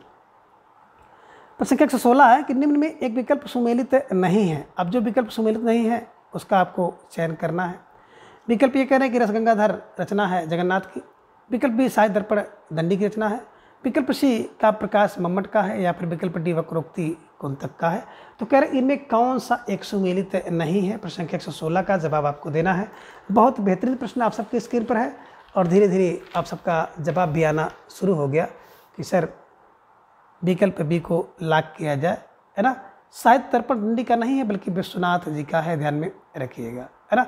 तो विश्वनाथ का साहित्य का दर्पण है, और दंडी का 10 कुमार चरितम है, ध्यान में रखिएगा। दंडी 10 कुमार चरितम, साहित्य का दर्पण, साहित्य के दर्पण में पूरा विश्व देखता है, ध्यान में रखिएगा, है ना। तो दर्पण पूरा विश्व देखता है, ध्यान में रखिएगा। रसगंगाधर जगन्नाथ, जगन्नाथ में रसगंगाधर है ना। का प्रकाश मम्मट का है, और वक्रोक्तिम कुंतक का है। आप किसी के ऊपर एक कुंतल वजन रख दोगे तो भैया वो वक्र हो जाएगा, ये ध्यान में रखिएगा। प्रश्न संख्या 117 है कि एक लक्षण एवं आचार अशुद्ध हैं, उसी का चयन आपको करना है।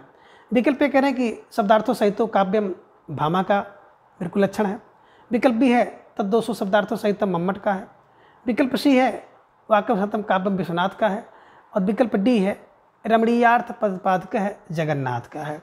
तो बिल्कुल प्रश्न संख्या 117 का जवाब आपको देना था, और बहुत बेहतरीन प्रश्न आप सबके स्क्रीन पर है। और यहाँ पर बिल्कुल आप कर लीजिएगा भरत मुनि, किसको, भरत मुनि को कर लीजिए।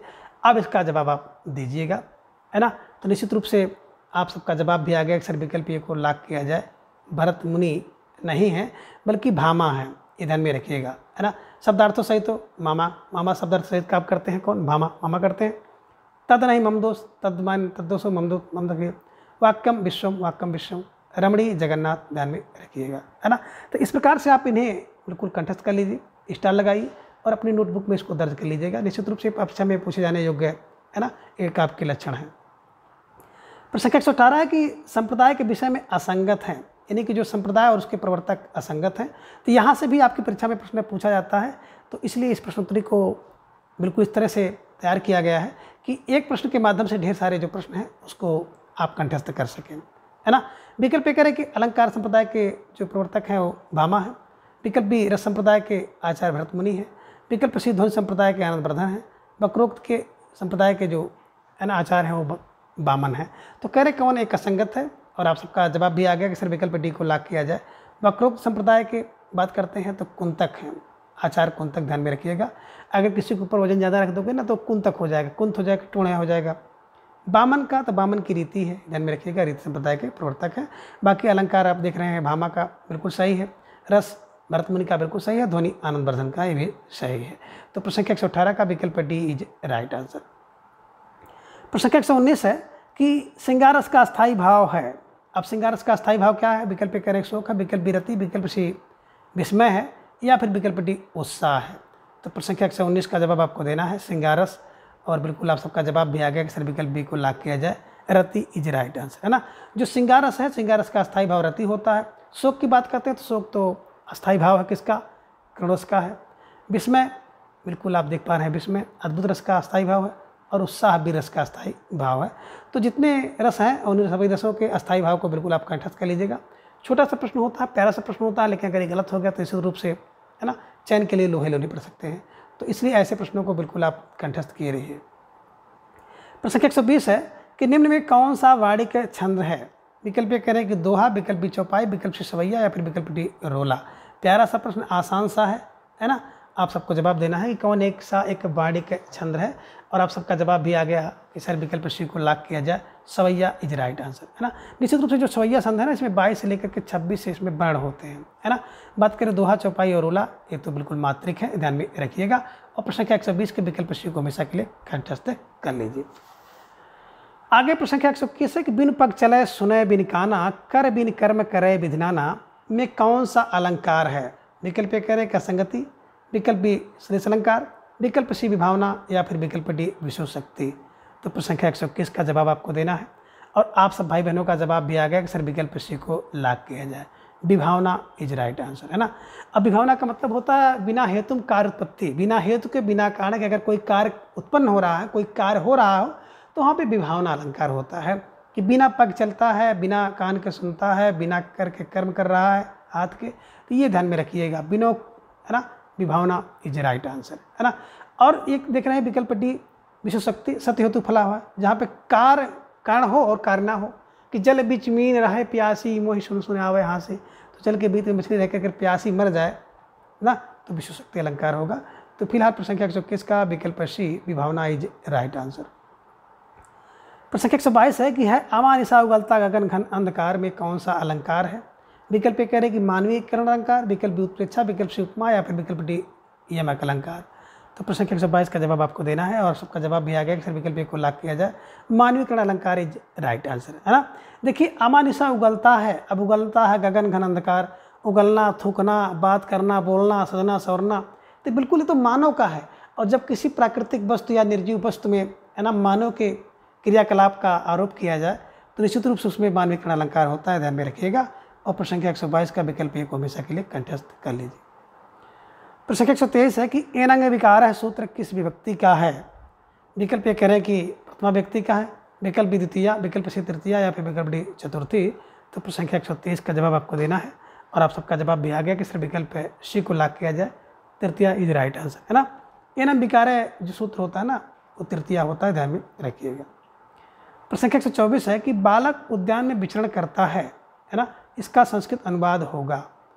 विकल्प ए कह रहे हैं कि सहबालका उद्यानात विहरत, विकल्प बी सहबालका उद्याने विहरत, विकल्प सी है सा बालका उद्याने विहरत, या फिर विकल्प डी है सहबालक उद्याने विहरत।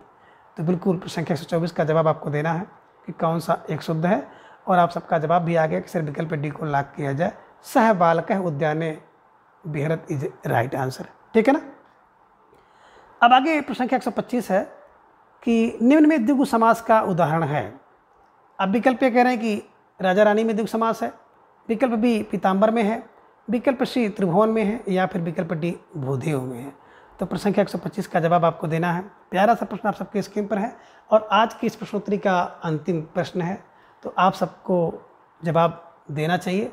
निश्चित रूप से हम चाहेंगे कि जितने भाई बहन बिल्कुल देख रहे हैं, सभी भाई बहन इस प्रश्न का जवाब दें, और आप सबका जवाब भी आ गया कि सर विकल्प सी को लॉक किया जाए, त्रिभुवन इज राइट आंसर, है ना। देखिए त्रिभुवन की बात करते हैं तो इसमें बहुब्री समास भी है, लेकिन विकल्प में चूंकि बहुब्री समास नहीं है, पूछा गया है द्विगु समास, तो इन अगर 4 विकल्पों को देखेंगे तो त्रिभुवन में ही द्विगु समास है, ध्यान में रखिएगा, ठीक है ना। त्रिभुवन में द्विगु समास है, ध्यान में रखिएगा। भूदेव, भू का देव, भू का सुर, कौन है, ब्राह्मण है, ध्यान में रखिएगा। पीताम्बर, पीतम्बर सस है, क्रमधारय समास। राजा और रानी, राजा रानी, राजा और रानी, ध्यान में रखिएगा। तो इस प्रकार से आप इन सभी प्रश्नों को आसानी से याद कर सकते हैं। और मित्रों, आप सब सुबह से लेकर के बिल्कुल अंत तक आज के इस वीडियो में जुड़े रहे, बने रहे, इसके लिए आप सबको कोटि कोटि धन्यवाद, ढेर सारा आभार। और बिल्कुल ईश्वर से प्रार्थना है कि आप सबका जो ये परिश्रम है आप सबको सफल बनाए, और आप सबकी संपूर्ण मनोकामनाएं पूरी हों। तो आज के इस वीडियो में बस इतना। आगे प्रत्येक दिन सुबह 7 बजे आपको टॉपिक वार प्रश्नोत्तरी मिलेगी, और प्रत्येक रविवार को सुबह 7 बजे आप सभी को टीजीटी पीजीटी हिंदी के पाठ्यक्रम पर आधारित 125 प्रश्नोत्तरी इसी तरह से मिलती रहेगी। तब तक के लिए आप सभी को नमस्कार, धन्यवाद, बाय बाय।